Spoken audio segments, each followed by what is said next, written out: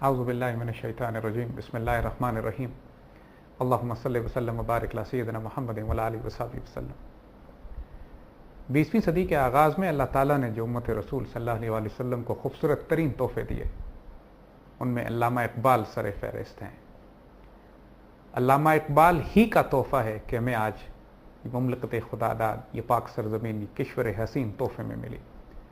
علامہ اقبال ہی کی برکت تھی کہ ہندوستان کے مسلمانوں کو اللہ نے متحد کر کے ایک نظریہ بھی دیا، ایک سوچ بھی دی، ایک فکر بھی دیا اور ایک قائد بھی دیا، جس کے نتیجے میں مسلمان نہ صرف آزادی حاصل کر سکے بلکہ امت رسول کے لیے ایک ایسا مرکز بن گیا جو وقت کا مدینہ ثانی، جس نے آنے والے دور میں مسلمانوں کو متحد بھی کرنا ہے، جہاں پر خلافت الہا منہاج النبوہ کا نظام بھی قائم ہونا ہے، اور جہاں پر ریاست ہائے متحدہ اسلامیہ ہے، یونائٹڈ اسٹیٹس آف اسلام کا جس نے مرکز بھی بننا ہے۔ حضور صلی اللہ علیہ وسلم کی ان احادیث نے بھی اسی خطہ زمین کے ذریعے پورا ہونا ہے جو غزوہ ہند سے متعلق ہیں۔ یہ تمام خوشخبریاں، یہ تمام فیض جو اس امت کو 20ویں صدی میں دیا گیا، اس کا وسیلہ اللہ سبحانہ و تعالیٰ نے علامہ اقبال کو بنایا تھا۔ دنیا نے اقبال کو ایک مفکر کے طور پہ، ایک دانشور کے طور پر، ایک سیاسی مدبر کے طور پر، نظریہ پاکستان کے فکر اور سوچ دینے والے، اس حد تک تو پہچانا ہے کسی حد تک، لیکن اصل اقبال کو کوئی نہیں جان سکا۔ اصل اقبال کے لیے صاحب بصیرت، اہل معرفت، اولیاء اللہ کے پاس جانا پڑتا ہے، جن کے ہاں اقبال ایک ولی کامل کی حیثیت سے پہچانے جاتے ہیں۔ اقبال نے جہاں ایک طرف وقت کی سیاسی اور دفاعی صورتحال کے مطابق اس خطہ زمین میں ایک نئی مسلمان ریاست کے بنانے کے بارے میں خوشخبریاں دیں، اس کا خواب دیکھا، اس کی پالیسیز بنائیں اور اس کو نافذ کروا دیا، اسی طرح اقبال نے آنے والے دور کی خوبصورت ترین تصویر بھی کھینچ کر مسلمانوں کے سامنے رکھی۔ کلیات اقبال میں اقبال کی وہ تمام خوشخبریاں موجود ہیں جو آنے والے دور سے متعلق ہیں۔ یہ وہ خوشخبریاں ہیں جو ابھی ظہور پذیر نہیں ہوئیں لیکن انہوں نے ہونا ہے۔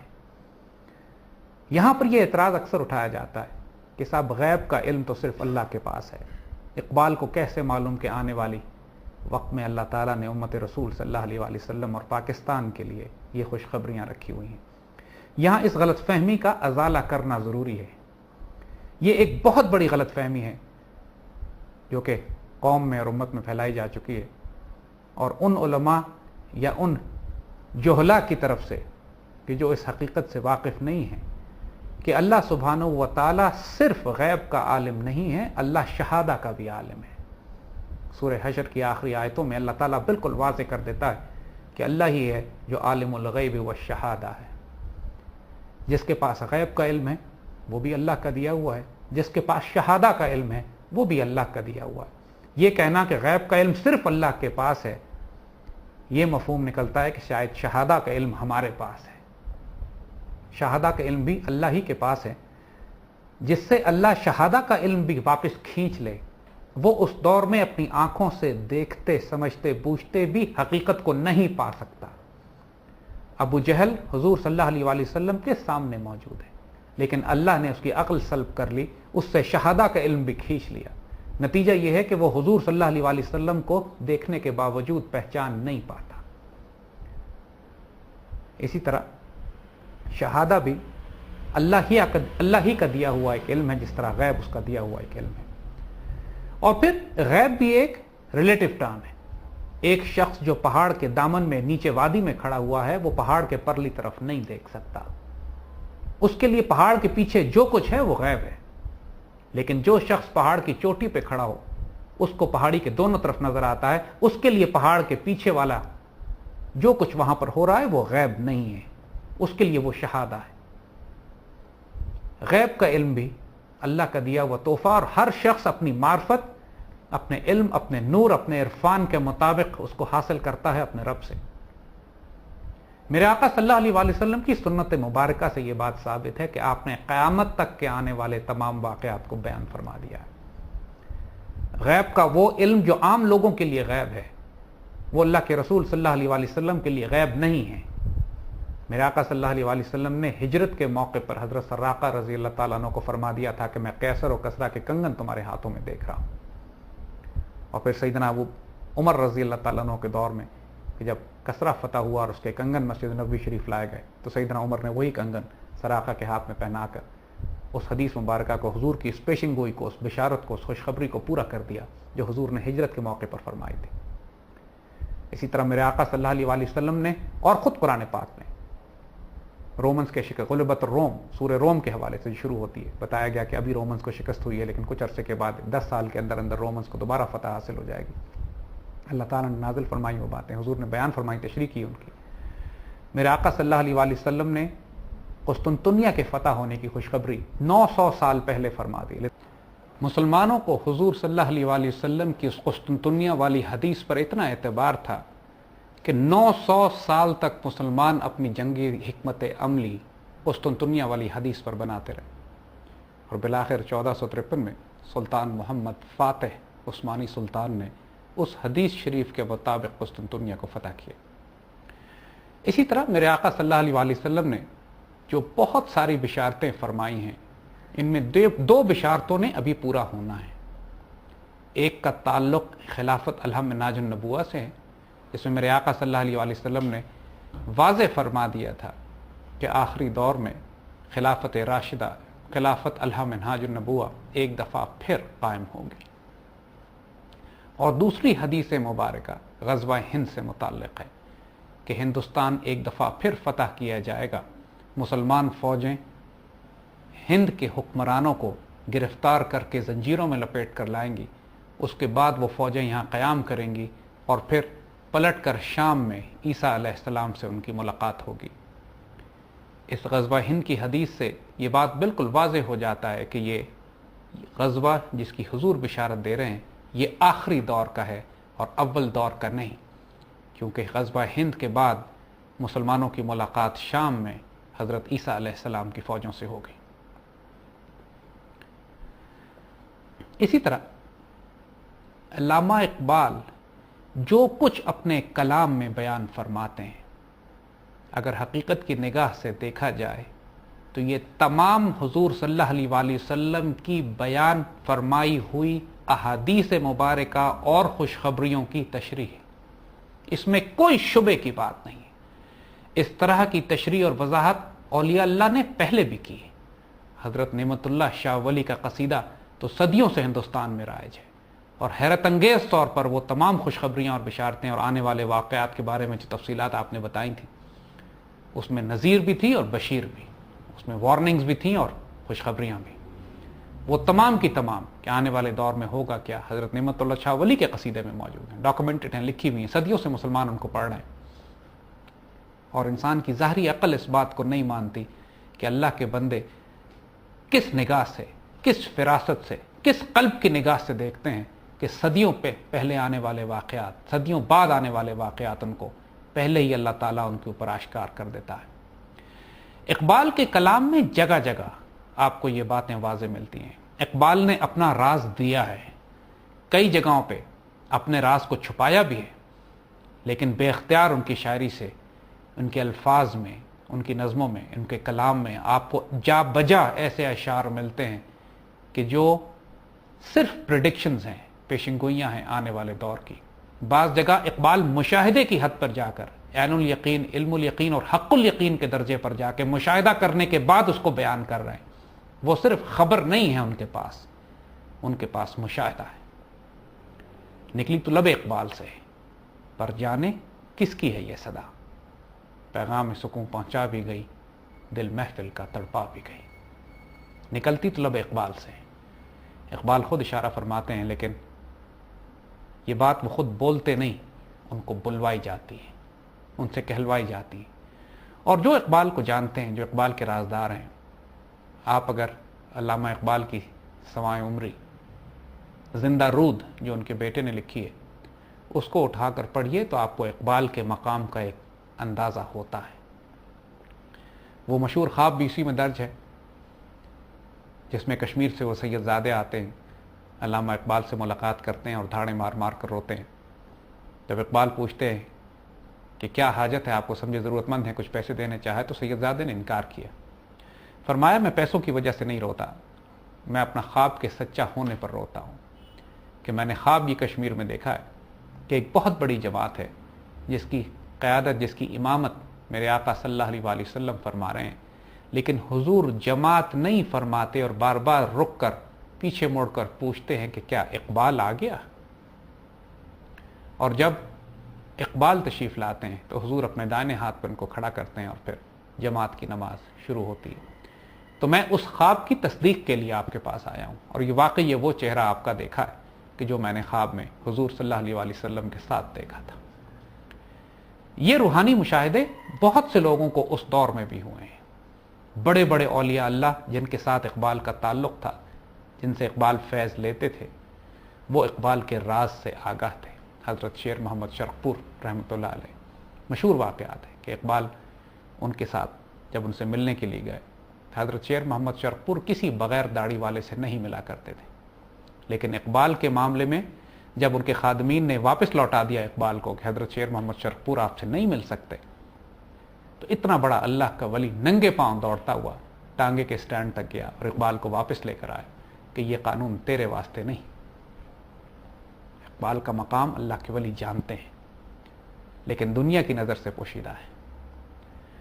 اقبال کے اسی روحانی پہلو کو، انہی خوشخبریوں کو، انہی بشارتوں کو کہ جو اقبال نے اس امت مرحوم کے لیے، اس آنے والی نسلوں کے لیے بیان کی اپنے کلام میں، آج ہم تھوڑا سا ان کو جمع کر کے آپ کی خدمت میں لے کر آئے ہیں، تاکہ جو کچھ جیو پالیٹکس ہے، جو کچھ ملٹری اسٹریٹجی ہے، جو کچھ اکنامک پالیسیز ہم بنا رہے ہیں، ان سب کا ایک ہدف آپ کو معلوم ہو جائے، وہ تقدیر معلوم ہو جائے جو اللہ تعالیٰ نے لکھ دی ہے، جس نے اب ظاہر ہونا ہے۔ لیکن اس تقدیر کو ظاہر کرنے کے لیے اللہ اپنے دستے بازو تلاش کر رہا ہے۔ اقبال جس نسل کو تعمیر کرنا چاہتے ہیں، جس نسل کو پیدا کرنا چاہتے ہیں، جو فقر غیور کی حامل ہے، جو نگاہ بلند ہو، سخن دل نواز ہو، جاں پرسوز ہو، جس کی اذان سے وسط افلاک میں تکبیر مسلسل دی جائے، شبستان وجود لرزے، وہ جس کی ہاں اور نہ میں دنیا کے فیصلے ہوں، وہ جو تقدیر کی پابند نہ ہو، جبکہ اور وہ نسل جو رب اس سے خود پوچھے بتا تیری رضا کیا ہے، اس پوری نسل کی تیاری کا ایک مقصد ہے، کیونکہ جو کام لیا جائے گا وہ اب اتنا بڑا ہے کہ انسانوں کے تخیل میں آنے والا نہیں ہے، انسان کے ہوش و حواس گم ہو جاتے ہیں، انسان ناقابل یقین کیفیت میں چلا جاتا ہے جب اس کو یہ بتا دیا جائے کہ آنے والے دور میں اللہ نے اب تم سے کیا کام لینا ہے۔ اسی لیے اقبال نے بھی جب یہ خوشخبریاں دی ہیں تو دھیمے الفاظ میں ذرا چھپا کے دی ہیں، کیونکہ لوگوں کے تخیل میں یہ بات نہیں آ سکتی کہ اللہ نے کتنا بڑا فیض کھول دیا ہے اس امت کے لیے، اور جس کی سب سے بڑی نشانی خود اقبال کا آنا اور اس کے بعد پاکستان کا بننا تھا۔ پاکستان میرے آقا صلی اللہ علیہ وآلہ وسلم کی ان احادیث مبارکہ کو پورا کرنے کے لیے بنایا گیا ہے کہ جن کا تعلق غزوہ ہند سے اور خلافت الحم منہاج النبوہ سے۔ دنیا کے اسباب استعمال ہوں گے، ان احادیث مبارکہ نے ہوا میں نہیں پورا ہونا۔ کوئی مجاہدین کی جماعت ہوگی جو ان کو پورا کرے گی، کوئی خطہ زمین ہوگا جہاں پہ خلافت الحم منہاج النبوہ قائم کی جائے گی، کوئی مسلمان فوج ہوگی جو غزوہ ہند لڑے گی۔ یہی وہ خوش نصیب ہیں کہ جن کے لیے جو مرکز اللہ تعالیٰ نے تجویز کیا، جس کی خوشخبری اور بشارت اقبال کی زبان سے دی گئی، وہی خطہ زمین، یہ مدینہ ثانی، یہ پاک سرزمین، یہ پرچم ستارہ و ہلال کا مالک پاکستان۔ 1930 میں الہ آباد میں اقبال کا خطبہ اٹھا کے دیکھ لیجئے، وہ بھی خوشخبری ہے، وہ سجیشن نہیں ہے، وہ رائے نہیں ہے۔ وہ یہ نہیں کہہ رہے اقبال وہاں پہ کہ ایسا ہونا چاہیے، فرماتے میں دیکھ رہا ہوں کہ ایسا ہو چکا ہے۔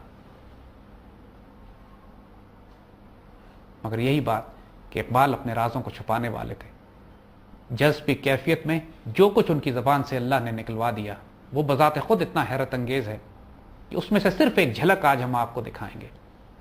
انشاءاللہ یہ آپ کو حوصلہ بھی دے گی، یہ آپ کے لیے خوشخبریاں بھی ہیں، آپ کے لیے نئی بہار کی امید بھی لے کر آئیں، اور ساتھ ساتھ اس نسل کے لیے بھی ایک ترغیب ہے کہ جس کے ذریعے اللہ نے اب ایک کام لینا ہے۔ اس میں کوئی شبے کی بات نہیں ہے کہ 21ویں صدی کے آغاز میں جو نوجوان نسل اس وقت ہمارے پاس موجود ہے وہ اس امت کی خوش نصیب ترین نسل ہے، کیونکہ اب اللہ نے جو فیصلے کرنے ہیں اس کے لیے جو دست و بازو اس نے استعمال کرنے ہیں وہ اسی نسل میں سے تیار کیے جائیں گے.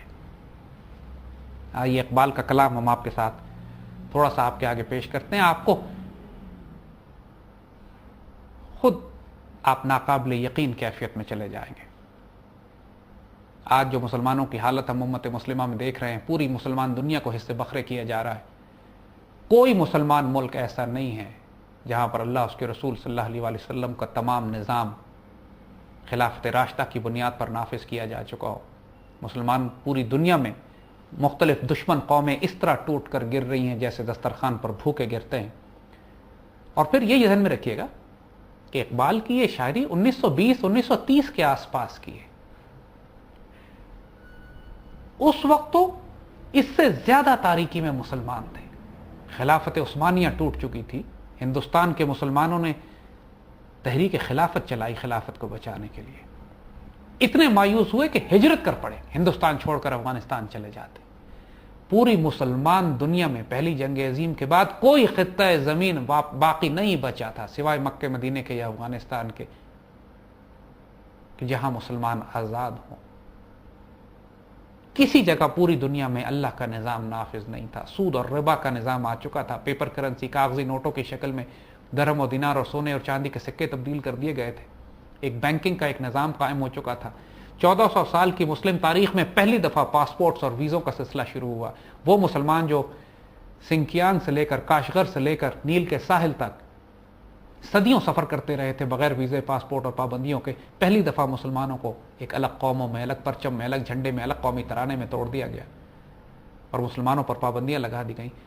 مسلمان فقہ میں مسلمان علماء کو مصیبت پڑ گئی کہ 1400 سال کی مسلم تاریخ میں ایسا بھی تاریخ دور آیا 20ویں صدی کے آغاز میں کہ جب پوری مسلمان دنیا میں ایک خطہ زمین ایسا نہیں تھا جہاں اللہ کا دین نافذ ہو. تمام بڑے بڑے مسلمان ممالک جو دارالاسلام تھے دارالکفر میں تبدیل ہو گئے.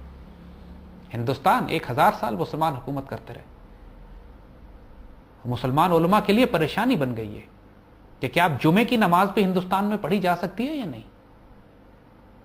کیا یہاں مسلمان رہیں یا ہجرت کر جائیں؟ کیا مسلمان یہاں پر بغاوت کریں یا اپنے دین اور ایمان اور اپنے اسلاف کی قدروں کی حفاظت کس طرح کریں؟ کیونکہ مسلمان فقہ میں ان سوالوں کے جواب ہی موجود نہیں تھے. یہ تصور سے باہر تھی یہ بات کہ کیسے ہو سکتا ہے یہ کہ اتنے بڑے بڑے مسلمان ملک دارالاسلام سے تبدیل ہو کے دارالکفر بن جائے. اس دور میں اقبال نے یہ بات کہی تھی. یہ بات ذہن میں رکھیے گا. یہ پورا ماحول سمجھنا اس لیے ضروری ہے کہ اس سے آپ کو اندازہ ہوگا کہ وہ فقیر وقت، وہ قلندر وقت، وہ درویش کتنی صدیاں آگے دیکھ رہا تھا. اقبال نے بات بھی آئندہ آنے والی نسلوں کے لیے کہی. یہ بات اپنے کلام میں اقبال کہہ چکے ہیں کہ اس قوم کی اگلی نسلیں میری مٹھی میں ہیں. پاکستان بنانا مقصود نہیں تھا، مقصود کو حاصل کرنے کا ایک ذریعہ تھا. مقصود تو اس کے بعد آنے ہیں. اس پاکستان کی تکمیل کرنی ہے، غزوہ ہند لڑنا ہے، خلافت اللہ منہاج النبوہ قائم کرنا ہے، یونائٹڈ اسٹیٹس آف اسلام، ریاست ہائے متحدہ اسلامیہ قائم کرنا ہے. یہ وہ مقصود تھے جن کے لیے پاکستان کا بننا ناگزیر تھا، واجب تھا، لازم تھا. اور اسی لیے وہ اتنی بھاری قیمت مسلمانوں نے اس وقت کی ادا کی. صحیح معنوں میں پاکستان بنتے ہوئے قربانی تو ان لوگوں نے دی، اس خطے کے مسلمانوں نے دی جو آج اس پاکستان کا حصہ بھی نہیں ہے. تمام ہندوستان کے مسلمانوں نے اس بات کو جانتے، بوجھتے اور سمجھتے کہ اگر ہم پاکستان بناتے ہیں تو ہم کو اپنے گھر بار چھوڑنے پڑیں گے، ہمیں ہجرت کرنی پڑے گی، اور اتنی طویل ہجرت کرنی پڑے گی کہ جس میں لاکھوں کی تعداد میں شہید دیے جائیں گے، لاکھوں کی تعداد میں بہنوں اور بیٹیوں کی عزت اور آبرو کا سودا کرنا پڑے گا. اس کے باوجود ان تمام لوگوں نے، تمام مسلمانوں نے جو اس وقت ہندوستان میں بستے تھے، قائد اعظم کی سربراہی میں اقبال کے نظریات، سوچ اور فکر کو سامنے رکھتے ہوئے پاکستان بننے کو ترجیح دی. شہادت یا پاکستان، یہ نعرہ 1940 میں لگایا گیا تھا 23 مارچ کے جلسے میں.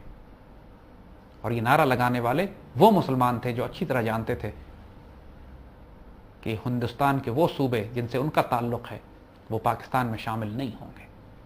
لیکن پاکستان اتنا مقدس، اتنا مبارک ہدف تھا کہ جس کے لیے پاکستان یا شہادت کا نعرہ لگایا گیا. آئیے آج انہی اقبال رحمۃ اللہ علیہ کے کچھ اشعار آپ کے سامنے رکھتے ہیں، جو اشعار نہیں ہیں، جو خوشخبریاں ہیں. اور یہ انشاءاللہ آج کے دور میں بھی جب اتنی مایوسی پھیلی ہوئی ہے، اس پاکستان کو نقصان پہنچانے کے لیے دشمن چاروں طرف سے حملے کر رہا ہے، ہم پر ناپاک اور پلیت حکمران مسلط ہیں، سود اور ربا کا نظام ہے، ملک میں عدل نہیں ہے، اس کے باوجود ایک نوجوان نسل پیدا ہو رہی ہے اللہ کے فضل سے، جو کلام اقبال کو زندہ بھی کر رہی ہے، اور اقبال کے شاہین مرد مومن فقر غیور کی حامل انشاءاللہ نگاہ بلند سخن دل نواز جہاں پر سوز بھی ہوگی.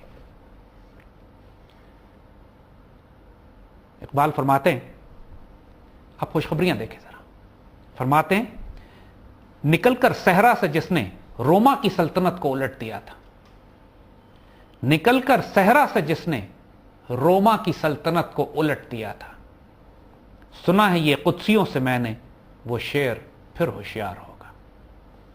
وقت یاد کیجئے کہ جب مسلمان سیدنا ابو بکر صدیق رضی اللہ تعالیٰ عنہ کے دور میں حجاز سے نکلتے ہیں، اور دو قافلے مسلمانوں کے، دو دستے نکلتے ہیں، ایک رومن امپائر کے خلاف اور ایک پرشین امپائر کے خلاف. قیصر اور کسرا دو بڑی بڑی سلطنتیں اس وقت میں تھیں. کسرا کے کنگن تھے جو سراقہ رضی اللہ تعالیٰ عنہ کو پہنائے گئے، اور رومن امپائر جو کئی ہزار سال سے پوری دنیا میں حکومت کرتی پھر رہی تھی. اور اس وقت شام کا صوبہ ہے، ملک شام جو آج آپ سنتے ہیں، پورا شمالی افریقہ، مصر، وہ تمام رومن امپائر کے قبضے میں تھا. سیدنا ابو بکر صدیق رضی اللہ تعالیٰ عنہ نے جن لشکروں کو روانہ کیا، اور اس سے پہلے حضور صلی اللہ علیہ وسلم نے غزوہ تبوک کے موقع پہ براہ راست رومنز کے خلاف ایک محاذرائی کی تھی. تو اقبال فرماتے ہیں کہ نکل کر صحرا سے جس نے روما کی سلطنت کو الٹ دیا تھا، جو ریگستان سے نکلے تھے اور رومن امپائر سے ٹکرائے تھے جا کے، سنا ہے قدسیوں سے میں نے. اب یہ قدسی کون ہے؟ وہ جو قہاری و غفاری و قدوسی و جبروت ہیں، صفات الہیہ رکھتے ہیں اپنے وجود میں، یا ملائکہ ہیں کہ اللہ کے بندوں پہ ملائکہ نازل ہوتے ہیں. الذین قالوا ربنا اللہ ثم استقاموا تتنزل علیہم الملائکہ. اقبال اپنا سورس نہیں بتاتے، قدسی کہتے ہیں، لیکن خوشخبری دیتے ہیں کہ جہاں سے ہمیں یہ خبر پہنچ رہی ہے یہ وہ قدسی ہیں، مبارک نفوس ہیں، وہ پاک نفوس ہیں، پاک جانے ہیں کہ جن کی خبریں غلط نہیں ہوتی. پھر دوبارہ ہم آپ کو بات کرتے ہیں، یہ ذہن میں رکھیے گا کہ یہ بات اس وقت کہی جا رہی ہے جب خلافت عثمانیہ ٹوٹ چکی ہے، پوری دنیا میں تاریکی ہے. اس وقت اقبال یہ خوشخبری اس مردہ قوم کو دے رہے ہیں کہ سنا ہے یہ قدسیوں سے میں نے وہ شعر پھر بیدار ہوگا، پھر ہوشیار ہوگا، جس نے روما کے سلطنت کے تختے الٹ کے رکھ دیے تھے. الحمدللہ آنے والے وقتوں میں یہ خوشخبری آپ دیکھیں گے. مسلمان فوجیں، مسلمان دستے، اور یہ ناقابل یقین بات ہے، دنیا مانتی نہیں اس بات کو. افغانستان کا جہاد اس کا آغاز تھا جب ایک بہت بڑی سپر پاور افغانستان میں داخل ہوئی، اور افغانستان کے غیور، غریب، مسکین، عاجز مسلمانوں نے پوری دنیا کے مسلمانوں کے ساتھ مل کر اس کو شکست دی. اس میں مسلمان دنیا، پوری مسلمان دنیا کی ہر تحریک شامل تھی افغانستان کے جہاد میں، اور جس کے بعد جس کی برکت سے پوری مسلمان دنیا میں تحریک آزادی جنم لیتی ہے، چاہے وہ کشمیر ہو، چیچنیا ہو، بوسنیا ہو. اور آج وہی مسلمان الحمدللہ روما کے خلاف، امریکنز اور نیٹو کے خلاف وہاں برسر پیکار ہیں. اور آنے والے وقتوں میں آپ دیکھیں گے انشاءاللہ کہ روما کے جو تختے الٹے جاتے ہیں، امریکن سویلائزیشن تباہ و برباد ہوگی انشاءاللہ. اس سے پہلے برٹش امپائر وہاں تباہ ہوئی افغانستان میں، پھر سوویت یونین تباہ ہوا، اور اب انشاءاللہ رومن امپائر، جو آج کی رومن امپائر ہیں، جو امریکنز آف دا نیٹو ہیں. نیٹو جن ممالک پہ مبنی ہے، جن ممالک سے آج نیٹو کی فوجیں آئی ہیں، پہلے یہی رومن امپائر تھے. اللہ کے فضل سے آنے والے وقتوں میں آپ دیکھیں گے کہ وہ شعر جس نے پہلے بھی روما کے تختے الٹے تھے، آج وہ شعر پھر ہوشیار ہوگا اور روما کے تختے الٹے گا. یہ خوشخبری و بشارت اقبال 1920 میں دے رہے ہیں، اور آج تقریباً 90 سال کے بعد ہمیں اپنی آنکھوں سے نظر آنا شروع ہو گیا ہے کہ کس طرح مسلمان مجاہدین، کس طرح وہ شعر جنہوں نے پہلے قرون اولیٰ میں رومنز کے تختے الٹے تھے، آج رومن امپائر کے خلاف برسر پیکار ہیں. فرماتے ہیں آنکھ جو کچھ دیکھتی ہے لب پہ آ سکتا نہیں. یہ وہ مشاہدہ ہے جو ایک فقیر کو حق الیقین سے ہوتا ہے. میرے آقا صلی اللہ علیہ وسلم نے ایک مرتبہ ہاتھ آگے بڑھایا اور پھر فوراً ہاتھ پیچھے کھینچا. صحابہ اکرام رضوان اللہ اجمعین نے پوچھا سیدی یہ کیا راز ہے؟ آپ نے فرمایا مجھے جنت کے باغات دکھائے گئے اور میں نے ہاتھ بڑھا کر جنت کا خوشہ توڑنے کی کوشش کی، اور پھر مجھے جہنم دکھائی گئی اور میں نے ہاتھ اپنا پیچھے کھینچ لیا۔ یہ اتنا حقیقی مشاہدہ ہوتا ہے کہ انسان اس طرح ان چیزوں کو دیکھتے ہیں جیسے وہاں موجود ہوں خود، مگر یہ اتنے بڑے بڑے راز ہوتے ہیں کہ سننے والے ناقابل یقین کیفیت میں چلے جائیں۔ خود اقبال اس بات کی وضاحت فرماتے ہیں، آنکھ جو کچھ دیکھتی ہے لب پہ آ سکتا نہیں۔ اللہ کے بندوں کو دکھائی جاتی ہیں چیزیں، مشاہدہ کرایا جاتا ہے، وہ علم الغیب پر نہیں ہوتے، یؤمنون بالغیب پہ نہیں ہوتے، وہ علم الیقین، عین الیقین اور حق الیقین میں یقین کے درجات پر ہوتے ہیں۔ آنکھ جو کچھ دیکھتی ہے لب پہ آ سکتا نہیں، جو کچھ میں دیکھ رہا ہوں وہ زبان پہ نہیں بیان کیا جا سکتا۔ محو حیرت ہوں کہ دنیا کیا سے کیا ہو جائے گی، میں حیران ہوں کہ یہ دنیا کیا سے کیا ہو جائے گی۔ ابھی کیا نظر آتا ہے ہمیں؟ ابھی نظر آتا ہے پوری دنیا میں مسلمان تباہ و برباد ہوئے پڑے ہیں۔ دیکھو تو صحیح ہوگا کیا ہے۔ اس وقت اقبال نے کہا تھا جب پوری دنیا میں چین کا ملک کا وجود ہی نہیں تھا، مشرق میں کوئی مشرق کی قوت ہی نہیں تھی، پورا چین افیم اور بھنگ کے نشے میں بے ہوش پڑا ہوا تھا، اس وقت اقبال نے کہا تھا کھول آنکھ زمین دیکھ، فلک دیکھ، فضا دیکھ، مشرق سے ابھرتے ہوئے سورج کو ذرا دیکھ۔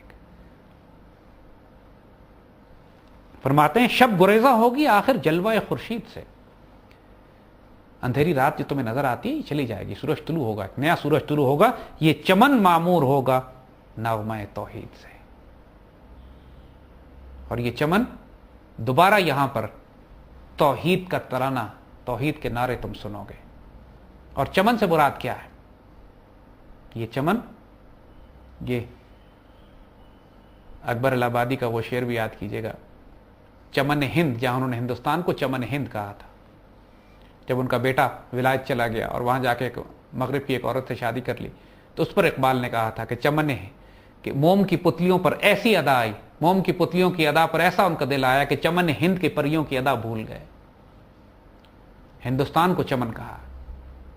اس ہندوستان کے بارے میں اقبال فرماتے ہیں یہ چمن معمور ہوگا نغمہ توحید سے۔ یہ بت پرست، مشرک، زائنسٹ، آر ایس ایس، بجرنگ دل، بی جے پی جو آج مسلمانوں کو تباہ کرنے کے درپے ہوئے ہیں، انشاءاللہ ہندوستان ایک دفعہ پھر مسلمانوں کے قبضے میں آئے گا، جس طرح 1000 سال پہلے محمد بن قاسم کے دور میں 1300 سال پہلے جب مسلمان ہندوستان میں داخل ہوئے، اس وقت مسلمان سندھ سے لے کے ملتان تک آئے تھے۔ اس کے بعد تمام تر مسلمانوں کے حملے افغانستان سے، چاہے وہ قندھار سے ہوں یا خیبر پاس کے راستے، اور 1000 سال مسلمان ہندوستان پر حکومت کرتے رہے۔ یہ چمن اس وقت معمور تھا نغمہ توحید سے، اور انشاءاللہ دوبارہ آنے والے وقتوں میں یہ چمن ایک دفعہ پھر معمور ہوگا نغمہ توحید سے۔ یہ وہ حضور صلی اللہ علیہ وسلم کی حدیث شریف پوری ہو جائے گی کہ مسلمان فوجیں آخری دور میں، مسلمان فوجیں ایک دفعہ پھر ہندوستان فتح کریں گی، ہندوستان کے حکمرانوں کو زنجیروں میں لپیٹ کے لائیں گی، اور اس کے بعد پلٹ کر یہ شام میں عیسیٰ علیہ السلام کے ساتھ شامل ہو جائیں گی۔ اقبال کا یہ حسین ترین، غیرت انگیز، غیر معمولی شعر حضور صلی اللہ علیہ وسلم کی اسی حدیث مبارکہ کی طرف اشارہ کرتا ہے۔ میں وہ حیرت ہوں دنیا سے کیا ہو جائے گی، یہ چمن معمور ہوگا نغمہ توحید سے۔ حادثہ وہ جو ابھی پردہ افلاک میں ہے، عکس اس کا میرے آئینہ ادراک میں ہے۔ وہ تمام واقعات کہ جو بھی آسمانوں میں چھپے ہوئے ہیں، جو اللہ نے ظاہر ہی نہیں کیے، اللہ تعالیٰ جب عرش سے، اپنی کرسی سے جو احکامات نازل کرتا ہے، 7 آسمانوں سے گزرتے ہوئے جو زمین پر ظاہر ہوتے ہیں، ابھی وہ ظاہر بھی نہیں ہوئے۔ حادثہ وہ جو ابھی پردہ افلاک میں ہے، وہ حادثے جو بھی آسمانوں میں چھپے ہوئے ہیں، 7 آسمانوں کے پیچھے ہیں، ابھی اللہ نے یہ راز کسی پر نہیں کھولے۔ عکس اس کا میرے آئینہ ادراک میں، لیکن میری سوچ میں، میری فہم میں، میری فکر میں اللہ نے اس کا عکس دکھا دیا ہے۔ میں دیکھ رہا ہوں وہ کون کون سے حادثے ہیں، وہ کون کون سے واقعات ہیں، وہ کون کون سی تغیرات ہیں، وہ کون کون سی تبدیلیاں ہیں، وہ کون کون سے انقلابات ہیں جو بھی برپا ہی نہیں ہوئے، دنیا نے دیکھا ہی نہیں، خواب و خیال میں نہیں ہے دنیا کے کیا ہونے جا رہے ہیں، لیکن اللہ تعالیٰ میرے آئینہ ادراک میں ان کو مجھے دکھا رہا ہے۔ عالم نو ہے ابھی پردہ تقدیر میں، ایک پوری نئی دنیا جو آباد ہونی ہے، جو آنے والے دور ہے، جو کچھ ظاہر ہونا ہے، ابھی وہ صرف اس کی تقدیر لکھی جا رہی ہے. ابھی یہ لکھا جا رہا ہے کہ آنے والے دور میں اللہ کس سے کام لے گا، کون خوش نصیب ہوگا، کون بد نصیب ہوگا، کون ریاستیں ہوں گی، کون ریاستیں رہیں گی، کس تہذیب کو رکھا جائے گا، کس تہذیب کو تبدیل کر دیا جائے گا، روما کے تختے کب الٹے جائیں گے، مسلمان کب اٹھیں گے، خلافت الحمد ناج النبوہ کب قائم ہوگی، غزوہ ہند کب لڑا جائے گا، یونائٹڈ اسٹیٹس آف اسلام کب قائم ہونا ہے، یہ سب کچھ ابھی تقدیر میں لکھا جا رہا ہے. فرماتے ہیں میری نگاہوں میں ہے اس کی سحر بے حجاب. جو کچھ ہونے والا ہے میری نگاہوں میں بے حجاب ہے، میں دیکھ رہا ہوں اس کو، مجھے واضح ہے، مجھے معلوم ہے یہ باتیں سب. یہ ایک حیرت انگیز ناقابل یقین اشعار ہیں اقبال کے. اقبال کا اصل مقام ظاہر کرتے ہیں. وہ عام شاعر نہیں ہے، اس کو شاعر نہ سمجھیں، بہت بڑا ظلم کریں گے.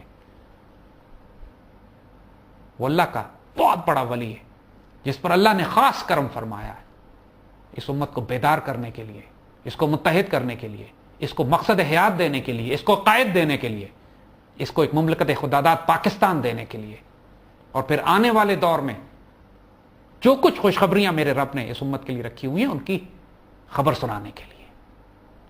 یہ ہے بابا اقبال. دنیا یہی کہتی ہے کہ ہماری عقل میں آنے والی باتیں نہیں ہیں، یہ سمجھ میں نہیں آتی یہ بات، اور بات بھی ٹھیک ہے، سمجھ میں آنے والی ہیں بھی نہیں. فرماتے ہیں الٹ جائیں گی تدبیریں، بدل جائیں گی تقدیریں، حقیقت ہے نہیں میرے تخیل کی یہ خلاقی. لوگ جو مرضی پلان کر لیں، تدبیریں بنا لیں، وَيَمْكُرُونَ وَيَمْكُرُ اللَّهُ وَاللَّهُ خَيْرُ الْمَاكِرِينَ. دشمن جو مرضی پلان کر لیں، مسلم دنیا کو توڑ دیں گے، مسلمانوں کو ختم کر دیں گے، کر سکتے ہیں تو کر لیتے ہیں، آج تک زور لگا سکتے ہیں، مسلمانوں کو نقصان پہنچا سکتے ہیں، اس دین کو ختم تو نہیں کر سکتے. اگر ان کے بس میں ہوتا تو کر چکے ہوتے. یہی اقبال فرماتے ہیں الٹ جائیں گی تدبیریں، جو مرضی پلان کر لیں. یہ چاہتے ہیں کہ ربا اور سود کا نظام پوری دنیا میں ہمیشہ قائم رہے گا. یہ چاہتے ہیں کہ مسلمان کبھی متحد نہیں ہوں گے. یہ چاہتے ہیں کہ پاکستان کا نعوذ باللہ وجود ختم کر دیا جائے گا، اکھنڈ بھارت بن جائے گا. یہ چاہتے ہیں کہ مسلم دنیا کو توڑ کر حصے بکھرے کر دیے جائیں گے. چاہنے دیں ان کو. الٹ جائیں گی تدبیریں، ان کی ساری تدبیریں الٹ جائیں گی، ان پر بدل جائیں گی تقدیریں. جو آج مسلمانوں کی تقدیر ذلت اور رسوائی نظر آتی ہے لکھی ہوئی اس میں، یہ سب تبدیل کر دیا جائے گا. یہ سب تبدیل ہو جائے گا. اللہ کا کرم اور فضل ہے انشاءاللہ. دیکھنا حقیقت ہے نہیں میرے تخیل کی یہ خلاقی. اتنا بڑا چیلنج اقبال دیتے ہیں کہ میں صرف اس کو سوچ نہیں رہا ہوں، یہ نہیں سوچ رہا کہ میں صرف ایک رومانٹک خواب دیکھ رہا ہوں، میں کچھ ڈریمز دیکھ رہا ہوں، کوئی ویژنز ہیں میرے جو صرف میرا دماغ پیدا کر رہا ہے. نہیں، یہ حقیقت ہے نہیں میرے تخیل کی خلاقی. میں اپنے ذہن سے پیدا نہیں کر رہا. دس از اے ریالٹی. یہی سچ ہے اور ہونے جا رہا ہے. دیکھ لینا کیسے ہوتا ہے. جس کو اعتراض ہے، جس کو شک ہے اس بات پہ، اس کو پھر یہی کہا جاتا ہے انتظار کرو فتربصوا، ہم تمہارے ساتھ انتظار کرتے ہیں. Will wait. اللہ کی تقدیریں ظاہر ہو رہی ہیں. اللہ کے کچھ بندے ہیں جو ان تقدیروں کو ظاہر کرنے کا ذریعہ بنیں گے. بہت سے صرف تماشا دیکھیں گے، بہت سے مخالفت کریں گے، لیکن جو مرضی کر لیں. دشمنوں کی تدبیریں بھی ناکام ہوں گی، مسلمانوں کی خراب تقدیریں بھی تبدیل ہوں گی، اور جو ہونا ہے وہ ہو کے رہے گا انشاءاللہ. فرماتے ہیں مسلمان کو مسلمہ کر دیا طوفان مغرب نے. مسلمان کو مسلمہ کر دیا طوفان مغرب نے. تلا تمہائے دریا ہی سے ہے گوہر کی سیرابی. یہ جو طوفان دیکھتے ہیں آپ، تماشا دیکھتے ہیں، فساد دیکھتے ہیں مسلمان دنیا میں، قتل و غارت، اور اتنی شہادتیں دینی پڑی ہیں، نقصان اٹھانا پڑ رہا ہے. مغرب کے حملے ہو رہے ہیں، کبھی امریکنز کے، کبھی نیٹو کے، کبھی روس کے. لیکن یہ تمام حملے، یہ تمام نقصانات، یہ تمام تکلیفیں، ان مع العسر یسرا، اس تکلیف میں ایک آسانی بھی چھپی ہوئی ہے. مسلمانوں کو مسلمہ کر دیا طوفان مغرب نے. کہ جب تک طوفان نہ ہو، جب تک تھپیڑے نہ لگیں سی پی کو، اس وقت اس کے اندر موتی نہیں بنتا. اللہ تعالیٰ عثمانیوں پہ کوہ غم ٹوٹا تو کیا غم ہے. اس وقت اقبال نے یہ بات کہی تھی، خون 100,000 انجم سے ہوتی ہے سحر پیدا. اگر لاکھوں عثمانی شہید بھی ہو گئے تو کیا غم کی بات ہے. خون 100,000 انجم سے ہوتی ہے سحر پیدا. جب تک کہ لاکھوں ستارے قتل نہ ہو، اس وقت تک صبح نہیں ہوتی. قربانی دینی پڑتی ہے. یہ کوئی نہ سمجھے کہ اللہ نے اتنے بڑے بڑے وعدے جو کیے ہیں، اس کے لیے وہ سچے اور جھوٹے میں فرق نہیں کرے گا. وہ اس کے لیے سابقون الاولون کو تلاش نہیں کرے گا، وہ قربانی نہیں مانگے گا. لن تنالوا البر حتى تنفقوا مما تحبون. کبھی تم خیر تک، نیکی تک، اللہ تک نہیں پہنچ سکتے جب تک اس کو قربان نہ کرو جو تمہیں بہت محبوب ہے. اللہ آزمائشیں تو لے گا، امتحان تو لیے جائیں گے. تلا تم ہائے دریا ہی سے ہے گوہر کی سیرابی. جب تک طوفان نہ ہو, آزمائش نہ ہو, امتحان نہ ہو, اس وقت تک مسلمان سیراب نہیں ہوتا. عطا مومن کو پھر درگاہ حق سے ہونے والا ہے. بہت بڑی خوشخبری ہے یہ. عطا مومن کو پھر درگاہ حق سے ہونے والا ہے. شکوہ ترکمانی, ذہن ہندی, نطق عربی. پوری مسلم دنیا میں جو خیر کبھی بھی رہی ہے, عثمانیوں کا جلال شکوہ ترکمانی. خلافت عثمانیہ کا جلال یہ تھا کہ پورا یورپ ان کے نام سے کانپتا تھا. آج مسلمان دنیا کو دیکھیں جس پہ یورپ چڑھائی کرتا پھر رہا ہے, یقین نہیں آتی یہ بات کہ ایک وقت یہ بھی تھا کہ جب مہتر بینڈ ترکوں کا یورپ میں بجا کرتا تھا, جب اس کی گرج اور گونج میدان جنگ میں ہوتی تھی تو پورے یورپ پہ لرزہ طاری ہو جایا کرتا تھا.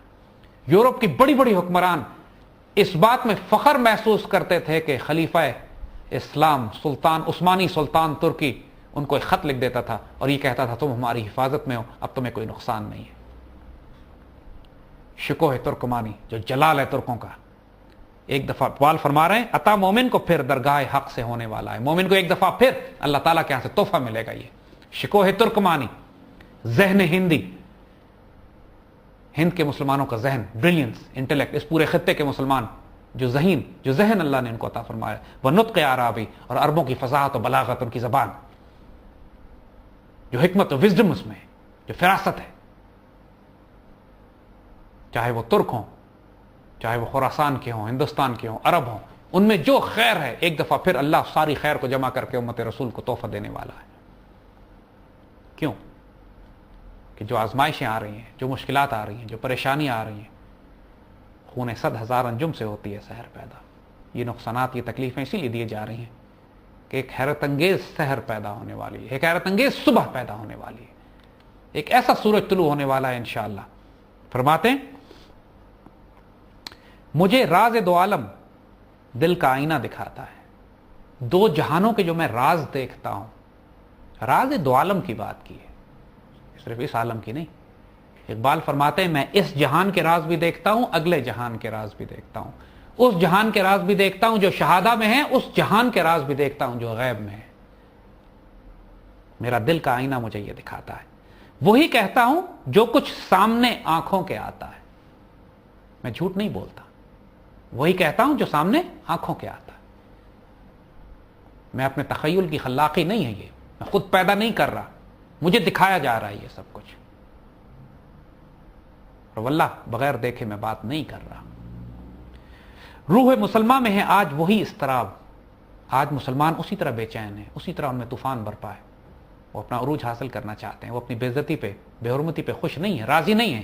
ان میں صداقت, شہادت, دیانت اور ایمانت کی تڑپ پیدا ہو رہی ہے. روح مسلمہ میں ہے آج وہی اضطراب. راز خدائی ہے یہ کہہ نہیں سکتی زبان. یہ اتنا بڑا راز ہے کہ زبان سے اس کو بیان نہیں کیا جا سکتا. یہ راز خدائی کا لفظ استعمال کیا ہے اقبال. یہ راز خدائی ہے کہہ نہیں سکتی اس کو زبان. وہ اضطراب, وہ طوفان برپا ہو چکا ہے مسلمانوں میں. پہلے اشارہ کر چکے ہیں, وہ شیر پھر ہوشیار ہوگا جو روما کے تختے الٹ دے گا. فرماتے ہیں وہ اضطراب اس میں پیدا ہو چکا ہے, لیکن یہ اتنا بڑا خدائی راز ہے کہ اس کو زبان سے بیان نہیں کیا جا سکتا. دیکھیے اس شہر کی تہ سے اچھلتا ہے کیا. ارے انتظار کرو, دیکھو تو صحیح ہوتا کیا ہے. ایک نئی صبح طلوع ہوگی, کیا نکلے گا, انتظار کرو, دیکھ لو. دیکھیے اس شہر کی تہ سے اچھلتا ہے کیا, گنبد نیل و فری رنگ بدلتا ہے کیا, رنگ بدلتا ہے کیا. دیکھو تو صحیح کہ آسمان کیا رنگ بدلتا ہے. کہ لیل النہار کا جو دور چل رہا ہے, نظام چل رہا ہے, چرخی چل رہی ہے, ذرا دیکھو تو صحیح آگے آتا کیا ہے. یہ اللہ کے راز ہے, زبان سے نہیں بتا سکتا میں. شام غم لیکن خبر دیتی ہے عید کی. یہ تمہیں غم ہے, یہ تکلیف ہے, لیکن یہ اس کی شام آ چکی ہے. اب ایک نیا دور شروع ہونے والا ہے. یہ شام غم جو ہے یہ ہمیں ایک آنے والی عید کی خبر دے رہی ہے, خوشخبری ہے. ظلمت شب میں نظر آتی ہے کرن امید کی. یہ اندھیری رات جو چھائی ہوئی ہے اس کے اندر امید کی کرن ہے. مایوس مت ہو کبھی, اللہ تعالیٰ نے اس قوم کو چھوڑا نہیں ہے. یہ ساری آزمائشیں اس لیے ہیں کہ تلا تمہائے دریا ہی سے ہے گوہر کی سیرابی. جب تک کہ طوفان ہو, جب تک کہ سیلاب نہ ہو, تپیڑے نہ لگیں, اس وقت تک گوہر سیراب نہیں ہوتا, اس وقت تک موتی نہیں بنتا. پریشان مت ہو, یہ اللہ کے راز ہیں, بیان نہیں کر سکتے ہم. لیکن جو کچھ کہہ رہا ہوں وہ وہی کہہ رہا ہوں جو میری آنکھوں کے سامنے لایا جا رہا ہے. یہ میرے تخیل کی خلاقی نہیں ہے. وہ راز جو بھی پردہ تقدیر میں ہے وہ میرے آئینہ افکار میں اللہ تعالیٰ سامنے لے کر آتا ہے. حیرت انگیز باتیں، ناقابل یقین حد تک. فرماتے ہیں کھول کر آنکھیں میرے آئینہ گفتار میں، کھول کر آنکھیں میرے آئینہ گفتار میں. اپنی آنکھیں کھولو، اندھے گونگے اور بہرے کے لیے نہیں ہے یہ سب کچھ. جس شخص کو اقبال کی باتیں سمجھ نہیں آ رہی وہ استغفار کرے، وہ توبہ کرے، وہ اللہ سے شرح صدر طلب کرے، کیونکہ حقیقت یہی ہے کہ اقبال اتنا بڑا تحفہ ہے جو پلیت اور کمینے لوگوں کے لیے ہے ہی نہیں. حضرت واصف علی واصف رحمۃ اللہ علیہ فرماتے ہیں کہ اقبال کو سمجھنے کے لیے بھی قلندرانہ مزاج چاہیے. جب تک انسان اپنے رب کا طالب نہ ہو، عشق رسول اور ادب رسول میں نہ ہو، جب تک اس کی نگاہیں کھلی نہ ہو، جب تک وہ سمن بکمن اور امیوں کے درجے پار نہ کر چکا ہو، اس وقت تک اقبال سمجھ نہیں آتے، اس وقت تک اقبال اپنے راز نہیں کھولتے. اقبال چونکہ خود مشاہدے کے مقام پر ہیں، لہذا اقبال کو سمجھنے کے لیے بھی وہ قلب منیب اور قلب سلیم چاہیے کہ جو قلب شہید کے حامل اقبال کی باتیں عطا کر سکے. فرماتے ہیں کھول کے آنکھیں میرے آئینہ گفتار میں، آنے والے دور کی دھندلی سی ایک تصویر دیکھ. جو کچھ ہونے والا ہے اس کی ایک دھندلی سی تصویر دیکھو میرے آئینہ گفتار میں. جو میں کہہ رہا ہوں دیکھو تو صحیح آگے ہونے کیا والا ہے. یہ ساری خوشخبریاں جو وہ بتا رہے ہیں، اتنا ناقابل یقین منظر ہے، اتنا ناقابل بیان منظر ہے کہ ایک عام آدمی جسے انگریزی میں کہتے ہیں اسٹیٹ آف ڈس بلیف میں چلا جاتا ہے. کیسے ہو سکتا ہے؟ کیسے ممکن ہے؟ وسائل نہیں ہیں، کوئی تدبیر نظر نہیں آتی، کوئی لیڈر نظر نہیں آتا، کوئی مسلمان ملک نہیں ہے جو متحد کر سکے مسلمانوں کو، جو وہ عروج ہم دیکھ سکیں. فرماتے ہیں الٹ جائیں گی تدبیریں، بدل جائیں گی تقدیریں. تقدیر بھی بدل جائے گی، تدبیریں بھی الٹ جائیں گی. دیکھنا تو صحیح ہوتا کیا ہے. آنے والے دور کی ایک دھندلی سی تصویر دیکھ. کریں گے اہل نظر تازہ بستیاں آباد. صاحب نظر صاحب بصیرت لوگ نئے شہر آباد کریں گے، نئی بستیاں آباد ہوں گی. میری نگاہ نہیں سوئے کوفہ و بغداد. یہ بڑی اہم بات ہے. 1920 میں اقبال بشارت دے رہے ہیں، خوشخبری دے رہے ہیں کہ اہل نظر نئی بستیاں آباد کریں گے اور میری نگاہ کوفہ اور بغداد کی طرف نہیں ہے.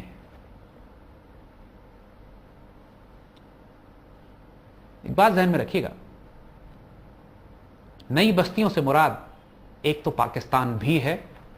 الحمدللہ اہل نظر نے تازہ بستی آباد کی، یہ پاکستان آباد ہوا. اور دوسری طرف کوفہ و بغداد کا جو حوالہ اقبال دیتے ہیں تو کوفہ اور بغداد مسلمان سلطنتوں کے دارالخلافہ رہ چکے ہیں.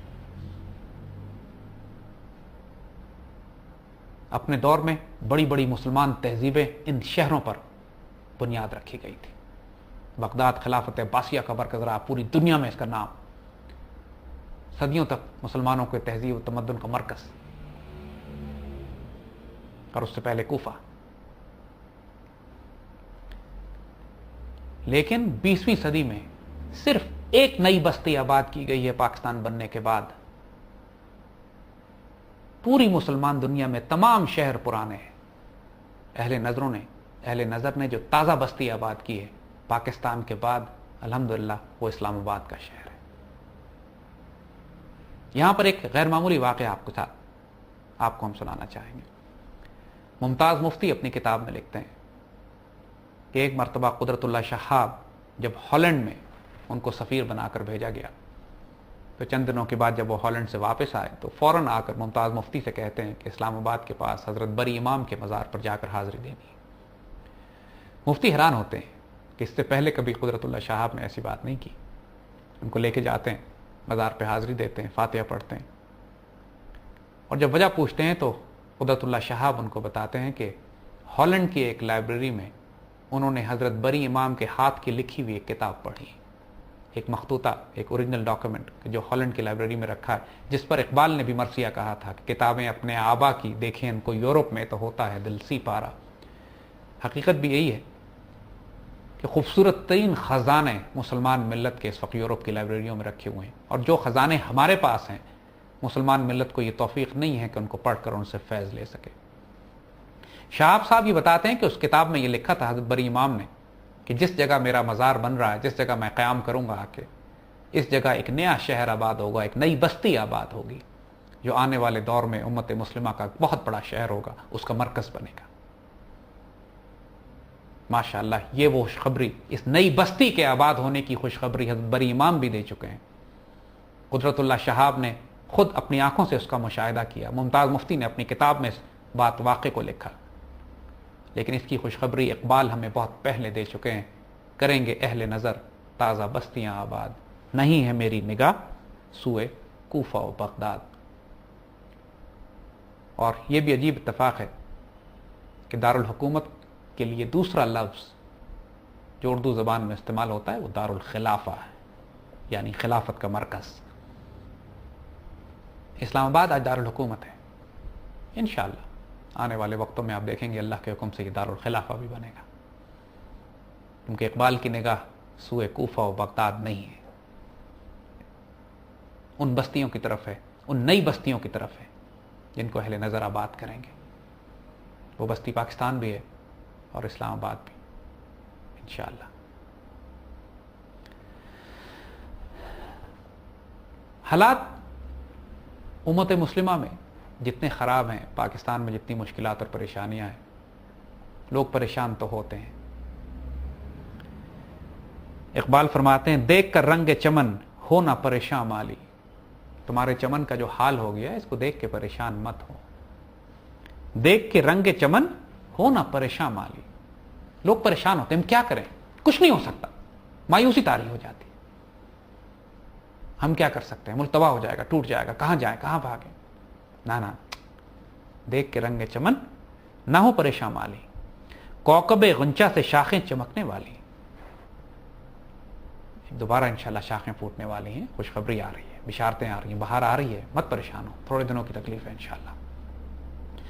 خش و خاشاک سے ہوتا ہے گلستان خالی، انشاءاللہ جو باغ ہے تمہارا کچرے سے خالی ہو جائے گا۔ جتنا کچرا ہے سیاست میں، جتنا کچرا ہے علم میں، جتنا کچرا ہے علماء میں، جتنا کچرا ہے دانشوروں میں، جتنا کچرا ہے میڈیا میں، جتنا کچرا ہے سیاست میں، ریاست میں، سارا کچرا صاف کر دیا جائے گا، فکر نہ کرو۔ اس کو صاف کرنے والے چاہے اللہ تعالیٰ کا قدرتی ہاتھ ہو یا اللہ کے بندوں کی تلواریں ہوں، فکر نہ کرو، یہ کام اللہ کے، صفائی ہوگی انشاءاللہ۔ گل برانداز ہے خون شہداء کی لالی، اور دوبارہ سے نئے پھول جن کے اندر شہداء کے خون شامل ہوگا، جن کے اندر شہداء کے خون کا رنگ شامل ہوگا، قربانیاں دینی پڑیں گی، نئے پھول کھلنے والے ہیں انشاءاللہ۔ رنگ گردوں کا ذرا دیکھ تو نابی ہے، یہ نکلتے ہوئے سورج کی افق تابی ہے، ذرا دیکھو تو صحیح آسمان کی طرف، ایک نیا سورج نکل رہا ہے، اس کی خوشبو نظر آ رہی ہے، اس کی روشنی نظر آ رہی ہے، اس کا رنگ ہمیں نظر آ رہا ہے۔ یہ تمام وہ خوشخبریاں ہیں ماشاءاللہ جو اللہ اقبال کی زبان سے ہمیں سناتا رہا ہے۔ مایوس مت ہو، پیوستہ رہ شجر سے امید بہار رکھ، فکر نہ کرو، اللہ خیر کر رہا ہے انشاءاللہ، کوئی ایسی مصیبت نہیں پڑ گئی۔ جو کچھ تمہیں نظر آ رہا ہے، مشکلیں، آزمائشیں، پریشانیاں ہیں ضرور، لیکن نگاہ باطن سے دیکھو، نگاہ فراست سے دیکھو، نگاہ فقر سے دیکھو، تمہیں نظر آئے گا کہ رب نے کتنی خیر رکھتی ہے۔ اللہ کی جب رحمت آنے لگتی ہے، بارش آتی ہے، تو اس سے پہلے وہ ٹھنڈی ہوا کے جھونکے بھیجتا ہے، بادلوں کے جھونکے آتے ہیں، بادلیں نظر آتے ہیں، آپ کو معلوم ہوتا ہے پیچھے رحمت کی بارش آ رہی ہے۔ جو صاحب نظر، صاحب بصیرت ہوتے ہیں وہ پہلے بتا دیتے ہیں۔ عجب نہیں کہ مسلمان کو پھر عطا کر دیں، اور یہ عجیب بات نہیں ہے کہ مسلمانوں کو ایک دفعہ پھر یہ چیزیں عطا ہوں۔ کیا؟ کون سے ہتھیار؟ شکوہ سنجر و فقر جنید و بستامی، وہی بات جو فرمائی تھی، عطا مومن کو پھر درگاہ حق سے ہونے والا ہے شکوہ ترکمانی، ذہن ہندی، نطق عربی۔ ایک اور جگہ پہ فرماتے ہیں کوئی بعید نہیں ہے کہ تم کو دوبارہ عطا ہو جائے شکوہ سنجر و فقر جنید و بستامی۔ ایک حیرت انگیز فکر اور سوچ جو اقبال نے پہلی دفعہ 20ویں صدی میں جس کو جاری کیا، اور جو آنے والے دور کی حقیقتاً ایک تصویر ہے، وہ یہ کہ اب اللہ اس قوم سے کام لے گا، اس جماعت سے کام لے گا جو ایک طرف جنیدی ہوگی اور ایک طرف ارض شیری ہوگی، یعنی ایک طرف فقر میں، معرفت میں، عشق الہی اور عشق رسول میں اس کا اپنا مقام ہوگا، روحانیت میں، دوسری طرف پالیٹکس میں، اکنامی میں، ملٹری پاور میں، سیاست میں، قوت میں، اقتدار میں اس کے پاس زبردست ظاہری اختیار ہوگا، جنیدی اور ارض شیری۔ اور یہاں پر اقبال یہی بات فرما رہے ہیں کہ انشاءاللہ اللہ کوئی عجب بات نہیں ہے کہ اللہ تجھے عطا کرے شکوہ سنجر ایک بہت بڑا بادشاہ تھا، اس کا جلال، مگر اس کے ساتھ ساتھ فقر جنید و بسطامی، حضرت جنید بغدادی اور بایزید بسطامی رحمۃ اللہ علیہ کا وہ فقر، وہ اسپرچویلٹی، وہ مسٹیکل ڈائمنشن، وہ روحانیت، وہ قلب، وہ نکاح، وہ معرفت، وہ عشق رسول، وہ ادب رسول. کیونکہ جو جدید دور کی سیاست ہے، جو لادین سیکولر سیاست ہے، جس میں جدا ہے دین سیاست سے، تو اس کے بعد رہ جاتی ہے صرف چنگیزی. کروڑا انسانوں کو صرف 20ویں صدی میں اس نظام نے، اس جمہوریت نے، چاہے وہ ڈیموکریسی کے نام پہ ہو، ڈکٹیٹرشپ کے نام پہ ہو، ہلاک کیا. پوری انسانیت کو انہوں نے اسی فتنے میں مبتلا کر دیا ہے، کیپٹلزم ہو یا کمیونزم ہو، ڈیموکریسی ہو، ڈکٹیٹرشپ ہو. اس تہذیب کے بارے میں اقبال خود فرما چکے ہیں، یہ تہذیب اپنے خنجر سے آپ خودکشی کرے گی. جو شاخ نازک پہ آشیاں بنے گا ناپائیدار ہوگا. یہ تہذیب تو تباہ ہونے والی، اس کو بھی بتا چکے ہیں اس تہذیب کے بارے میں. اس وقت فرما دیا کہ یورپ کی رگے جہاں پنجہ یہود میں ہے، مگر ساتھ یہ بھی خوشخبری دی کہ یہ تہذیب اپنے خنجر سے آپ خودکشی کرے گی، اور آج کر رہی ہے. مغربی معاشرہ تباہ و برباد ہو چکا ہے، فیملی لائف تباہ ہو چکی، اکانومی تباہ ہو چکی. اب وہ صرف دنیا میں فساد برپا کر سکتے ہیں، کوئی خیر ان کے پاس نہیں ہے انسانیت کو دینے کے لیے. لیکن اب اللہ تعالیٰ بھی اپنا کام حرام میں پلے ہوئے پلیت ناپاک پتھر دل لوگوں سے نہیں لے گا. اب انشاءاللہ جن سے بھی کام لیا جائے گا، جنیدی اور ارد شیری ان کے پاس ہوگی، ان کے پاس شکوہ سنجر اور فقر جنید و بسطامی بھی ہوگا. اس لیے ایک بندہ مومن کی تربیت کے لیے لازم ہے کہ جہاں وہ ظاہری طور پر پالیٹکس، اکانومی اور ملٹری کی بات کرے، وہاں ساتھ ساتھ روحانیت کی، روحانی اساس کی، فقر کی، درویشی کی، قرآن کی، عشق رسول اور ادب رسول کی بات بھی کرے. جب تک یہ دو پر ساتھ نہیں ہوں گے، مومن کی پرواز اب نہیں ہوگی. مسلمان تمام جماعتیں نے اسی وجہ سے مار کھائی، اسی وجہ سے ناکام رہی کہ کوئی سیاست، پالیٹکس اور اکانومی میں زیادہ پڑ گئی، کس نے صرف رہبانیت کا رستہ اختیار کر لیا. اب جنیدی اور ارد شیری اکٹھے ہوں گے، ایک ہاتھ میں قرآن ہوگا، ایک ہاتھ میں عشق رسول اور ادب رسول ہوگا، دوسرے ہاتھ میں تلوار ہوگی انشاءاللہ. اور اب یہی اللہ کے فیصلے ہیں. اقبال کی زبان سے اس کی خوشخبری ہمیں دی جا چکی. ایک اور موقع پر اقبال فرماتے ہیں، افلاک سے آتا ہے نالوں کا جواب آخر. یعنی اقبال نے جو اللہ تعالیٰ کے حضور رو رو کے گڑ گڑا کر جو درخواستیں پیش کی ہیں، یہاں پہ اس کا راز کھولتے ہیں کہ بالآخر آسمان سے اس کا جواب آتا ہے. افلاک سے آتا ہے نالوں کا جواب آخر. اللہ کا شکر کہ اللہ تعالیٰ نے آخر کار ہمارے گڑگڑانے کا، رونے کا، دعا کرنے کا، اللہ کے آگے درخواستیں پیش کرنے کا جواب وہاں سے بھیجا.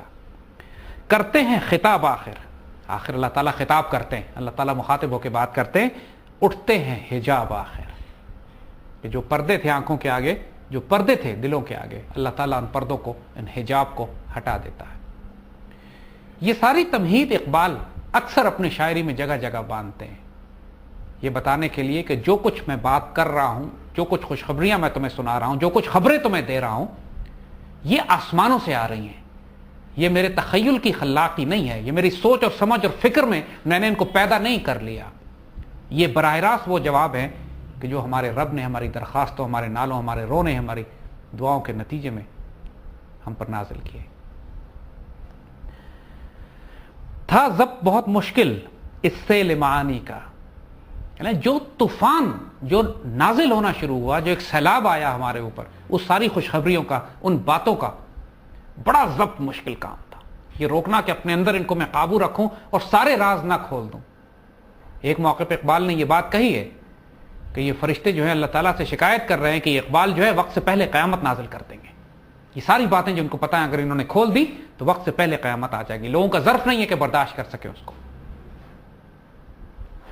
یہاں پہ بھی اقبال بالکل وہی بات دہراتے ہیں، کہتے ہیں کہ تھا ضبط بہت مشکل اس سے لمعانی کا. اس کو ضبط کرنا، اس کو روکنا، اس کو قابو میں رکھنا بہت مشکل کام تھا. کہہ ڈالے قلندر نے اسرار کتاب آخر. یہاں پہ اقبال نے کئی راز اور بھی کھولے. کہتے ہیں اس کو ضبط کرنا، اس کو روکنا بڑا مشکل کام تھا، لیکن اس کے باوجود قلندر نے کتاب کے راز کھول ڈالے. پہلا تو اقبال نے اپنا تعارف کرا دیا یہاں کہ وہ قلندر کے مقام پر ہے. اب حضرت واصف علی واصف کی وہ بات یاد رکھیے گا جب انہوں نے فرمایا تھا کہ اقبال کو سمجھنے کے لیے بھی قلندرانہ مزاج چاہیے، اور قلندر اللہ کے وہ ولی و فقیر اور درویش ہوتے ہیں کہ جن کے ذریعے اللہ تعالیٰ لوگوں کی تقدیریں تبدیل کروانے کا کام لیتا ہے، جو تقدیر ساز ہوتے ہیں، جو تقدیر کے پابند نہیں ہوتے۔ خدا ان سے خود پوچھتا ہے بتا تیری رضا کیا ہے، وہ قلندر ہوتے ہیں۔ روحانی دنیا کا بہت بڑا مرتبہ اور مقام ہے یہ، اور یہاں اقبال اپنا تعارف کراتے کہتے ہیں، اور کئی مقام پہ کہا، فقیہ شہر قاضی ہے لغتہائے حجازی کا، فقیہ شہر کے پاس پوری قارون ہے لغتہائے حجازی کا، تمام جہانوں کی کتابیں اس کے پاس ہیں۔ یہ قلندر بجز حرف دو حرف لا الہ کچھ نہیں رکھتا، یہ اپنے آپ کے، اور یہ اپنے آپ کو کہا کہ فقیر، یہ قلندر اپنے پاس صرف دو حرف لا الہ رکھتا ہے۔ یہاں بھی اقبال اپنی بات کہہ رہے ہیں کہ جو طوفان جو نازل ہوا میرے اوپر، اس کو ضبط کو قابو میں رکھنا، اس کو ضبط میں رکھنا بڑا مشکل کام تھا، لیکن کہہ ڈالے قلندر نے اسرار کتاب آخر، جو کتاب کے راز تھے اس قلندر نے بالآخر بیان کر دیے۔ اب تیرا دور بھی آنے کو ہے اے فقر غیور، اب تیرا دور بھی آنے کو ہے اے فقر غیور، اے فقر غیور، اے غیرت مند فقر، اب تیرا دور بھی آنے والا ہے، تیاری کرو۔ 1920 1925 میں یہ بات کہی جا رہی ہے، پھر ذہن میں رکھیے گا، جب پوری دنیا میں تاریکی اور اندھیرا ہے اور مسلمان اس سے زیادہ کبھی اپنی تاریخ میں مایوس نہیں ہوں گے، اس وقت کہا جا رہا ہے اب تیرا دور بھی آنے کو ہے اے فقر غیور، کھا گئی روح فرنگی کو ہوائے زر و سیم۔ پہلی جنگ عظیم کے بعد جب، اور پھر دوسری جنگ عظیم، اور پھر دوسری جنگ عظیم کے بعد آج تک جو پوری دنیا میں یورپ کا ڈنکا بجتا تھا، یورپ کی مشینیں، اس کی طاقت، اس کی فوجی طاقت، اس کی معیشت، اس کی تہذیب، اس کا تمدن، اس کا سٹینڈرڈ آف لیونگ، اس کی سوسائٹی، جو پوری دنیا جس سے مروب تھی، اس وقت اقبال کہہ رہے ہیں جب انہوں نے پہلے کہا کہ یہ تہذیب اپنے خنجر سے آپ خودکشی کرے گی، دیکھنا تو صحیح آنے والے وقتوں میں ہوتا کیا ہے۔ اور ساتھ ساتھ اقبال یہاں پر یہ خوشخبری دے رہے ہیں مسلمان کو، نوجوان کو، ایک شاہین کو، کہ تیرا دور بھی اب آنے والا ہے فقر غیور، اب تمہارا وقت شروع ہونے والا ہے۔ کیوں؟ اس لیے کہ کھا گئی روح فرنگی کو ہوائے زر و سیم، کہ یورپ کو، مغرب کی تہذیب کو دولت اس کو ہڑپ کر گئی، کھا گئی، تباہ و برباد کر گئی۔ فراوانی، یہ تہذیب جو امورل سیولائزیشن، جس میں سیاست اور دین جدا جدا ہے، اس کو اندر سے کینسر ہو چکا ہے، یہ کھائی چلی گئی ہے، یہ تہذیب فرسودہ ہو چکی ہے۔ اس وقت جب دنیا کی نظر میں یہ تہذیب عروج حاصل کر رہی تھی، اس وقت اقبال کہہ رہے ہیں کہ اس کو ہوائے زر و سیم اندر سے کھا گئی، یہ تہذیب ختم ہو گئی، تباہ و برباد ہو گئی۔ لفظ اسلام سے یورپ کو اگر کد ہے تو خیر، کہتے ہیں اگر اسلام کے نام سے یورپ چڑھتا ہے تو خیر، چڑھے، آج بھی پوری یورپ کو اسلام کے نام سے ہی چڑھ ہے نا، لیکن کہا کہ اسی مذہب کا دوسرا نام اسی دین کا ہے فقر غیور۔ مجھے اقبال نے جو پہلے بات کہی کہ فقر غیور تیرا دور آنے والا ہے، پھر خود ہی فقر غیور کی وضاحت بھی کرتے ہیں کہ فقر غیور اصل میں لفظ اسلام کا دوسرا نام ہے۔ اگر یورپ کو اسلام کے نام سے چڑھ ہے تو اس دین کو فقر غیور بھی کہہ سکتے ہیں۔ اور پھر جو اوپر جو انہوں نے بات کہی تھی کہ اب تیرا دور بھی آنے کو ہے اے فقر غیور، یعنی اسلام، اے مسلمانوں تمہارا دور اب آنے والا ہے۔ یورپ کی تہذیب کو، یورپ کے تمدن کو ان کی دولت ہڑپ کر گئی، معاشرہ تباہ برباد ہو گیا۔ چند دنوں کی فوجی طاقت ان کے پاس ہے، میڈیا ان کے پاس ہے، اکانومی تھوڑی سی ان کے پاس ہے، وہ طوفان برپا کر سکتے ہیں، دنیا میں انارکی اور فساد پھیلا سکتے ہیں، کوئی خیر لے کر نہیں آ سکتے۔ تیاری کرو، تمہارا وقت آنے والا ہے۔ عام حریت کا جو دیکھا تھا خواب اسلام نے، ایک آزادی کا جو خواب اسلام نے دیکھا تھا، آج کے دور میں انسان آزاد نہیں ہے۔ آزادی اظہار اور آزادی افکار کے نام پر جو آوارگی اور انارکی پھیلائی جاتی ہے ذہنوں میں بھی اور معاشروں میں بھی، یہ آزادی نہیں۔ اقبال فرماتے ہیں کہ عام حریت کا جو دیکھا تھا خواب اسلام نے، اے مسلمان آج تو اس خواب کی تعبیر دیکھ۔ اور یہ شعر تو حقیقت میں لگتا یہی ہے کہ جیسے اقبال نے 100 سال آگے جا کر اس کو بیان کیا ہے کہ عام حریت کا جو خواب دیکھا تھا اسلام میں، اے مسلمان آج تو اس خواب کی تعبیر دیکھ۔ جس دن انشاءاللہ دنیا میں خلافت الحمناج النبوہ کا نظام قائم ہوگا، پاکستان میں خلافت راشدہ کی بنیاد پر مرکز قائم ہوگا۔ حقیقت میں دیکھیے تو یہ شعر اس دن پہ واجب آتا ہے، آج اے مسلمان آج تو اس خواب کی تعبیر دیکھ۔ آج سے 100 سال پہلے خوشخبری دی جا چکی ہے کہ آنے والے دور میں یورپ کو اگر اسلام کے نام سے چڑھ ہے تو فقر غیور جو اسلام کا دوسرا نام ہے، اب اس کا دور آنے والا ہے۔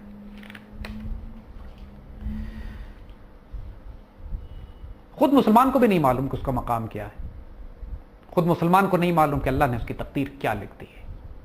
فرماتے ہیں چشم اقوام سے مخفی ہے حقیقت تیری، پوری دنیا کو بھی نہیں معلوم کہ اللہ نے مسلمان سے کیا کام لینا ہے۔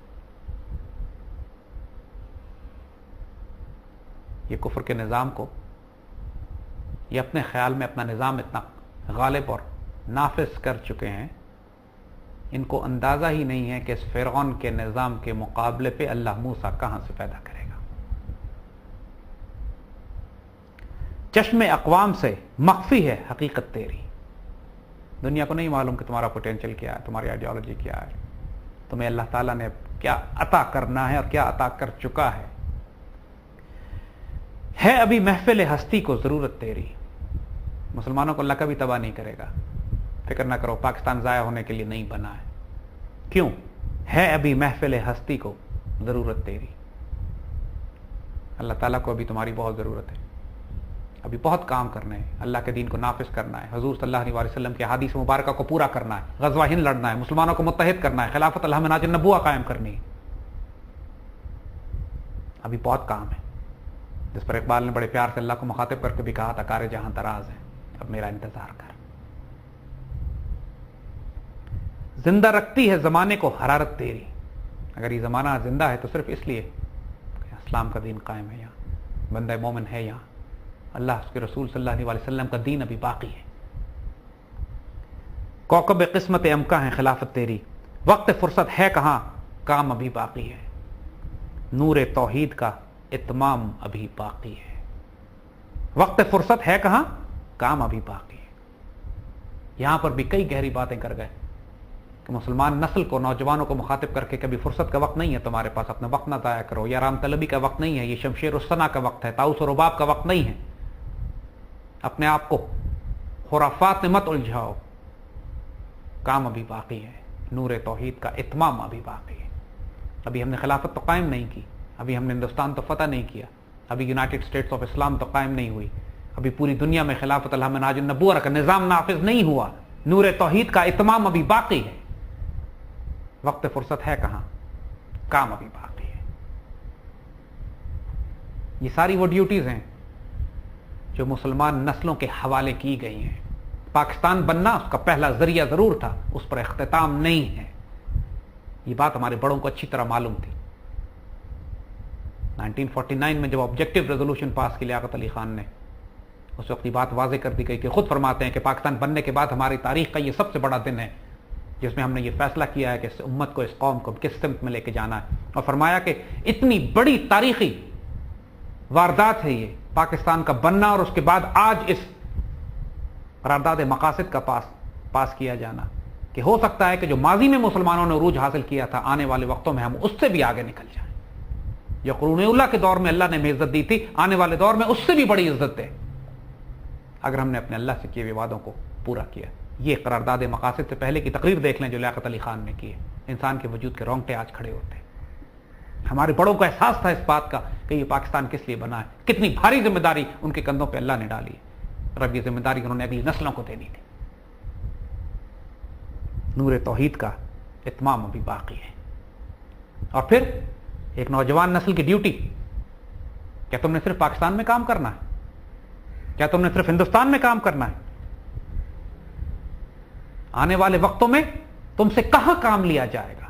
کیا تم نے نیشنلزم، مغربی سیاسی نیشنلزم کی بنیاد پر ایک خطہ زمین میں محدود ہو کے کام کرنا ہے؟ یا تمہاری ڈیوٹی اللہ تعالیٰ نے پوری کائنات میں لگائی ہے؟ سبق پھر پڑھ صداقت کا، عدالت کا، شجاعت کا، دوبارہ سے اپنے اسلاف کے طریقے پر آؤ۔ صداقت، شجاعت، عدالت، دیانت، شیروں اور دلیروں کے دین کے تم وارث ہو۔ तुम्हारे बाप दादा खालिद तारिक टीपू सलाहुद्दीन अय्यूबी फातेह नूरुद्दीन जंगी की औलादें हैं। सबक फिर पढ़ सदाकत का, अदालत का, शुजाअत का। क्यों? लिया जाएगा अब तुझसे काम दुनिया की इमामत का। और ये राज ज़हन में रखिएगा, ये शेर इकबाल ने उर्दू में कहा है, उर्दू बोलने वालों को मुखातिब करके कहा है। लिया जाएगा काम तुझसे दुनिया की इमामत का। अल्लाह के फजल से ये उस खित्ते ज़मीन के मुसलमानों के लिए है जो उर्दू ज़बान बोलते हैं, पाकिस्तान। अल्लाह ताला ने ये खुशखबरियां बिला वजह उर्दू में नहीं भेजी आपके लिए। उर्दू बोलने वालों के नसीब में, इस खित्ते ज़मीन, इस मदीना सानी, इस पाक सरज़मीन के नसीब में शानदार तरीन तकदीर लिख दी गई है। अब ये सिर्फ हमारा काम है कि हम कितनी भारी कीमत अदा करते हैं उस तकदीर को हासिल करने के लिए। अगर लब्बैक कहते हैं अल्लाह की इस पुकार पर, तो ये सस्ता सौदा होगा हमारे लिए। अगर इनकार करते हैं, मुंह मोड़ते हैं, जैसे पिछले 63 साल से करते चले आए, तो बड़ी भारी कीमत देनी पड़ेगी। तकदीर तो है इंशाअल्लाह, ये फैसला फिर रब करेगा कि इस नस्ल से काम ले, कि इससे अगली नस्ल से, कि उसकी अगली नस्ल से। लेकिन लिया जाएगा काम तुझसे दुनिया की इमामत का। अल्हम्दुलिल्लाह ये तकदीर लिख दी गई है, ये तब्दील नहीं होती। सिर्फ खुश नसीब नस्ल तलाश की जा रही है कि अल्लाह किससे ये काम लेता है। लोगों ने फिर एतराज भी किया कि आप कैसे ये बातें कह सकते हैं। उसका जवाब भी बाबे ने उस वक्त दिया था। फरमाते हैं निकली तो लबे इकबाल से, पर जाने किसकी है ये सदा। निकली तो लबे इकबाल से, पर जाने किसकी है ये सदा। पैगाम सुकून पहुंचा भी गई, दिल महफिल का तड़पा भी गई। बुजुर्ग फरमाते हैं कि अल्लामा इकबाल से बेहतर कुरान और सुन्नत का शारे 20वीं सदी में पैदा नहीं हुआ। मेरे आका सल्लल्लाहु अलैहि वसल्लम की वो हदीस मुबारका जिसमें आप वजाहत फरमाते हैं बंदे मोमिन का अपने रब से ताल्लुक़ और प्यार, कि एक मकाम ऐसा आता है कि रब उसकी ज़बान बन जाता है जिससे वो बोलता है, हाथ बन जाता है जिससे वो काम करता है, पाँव बन जाता है जिससे वो चलता है।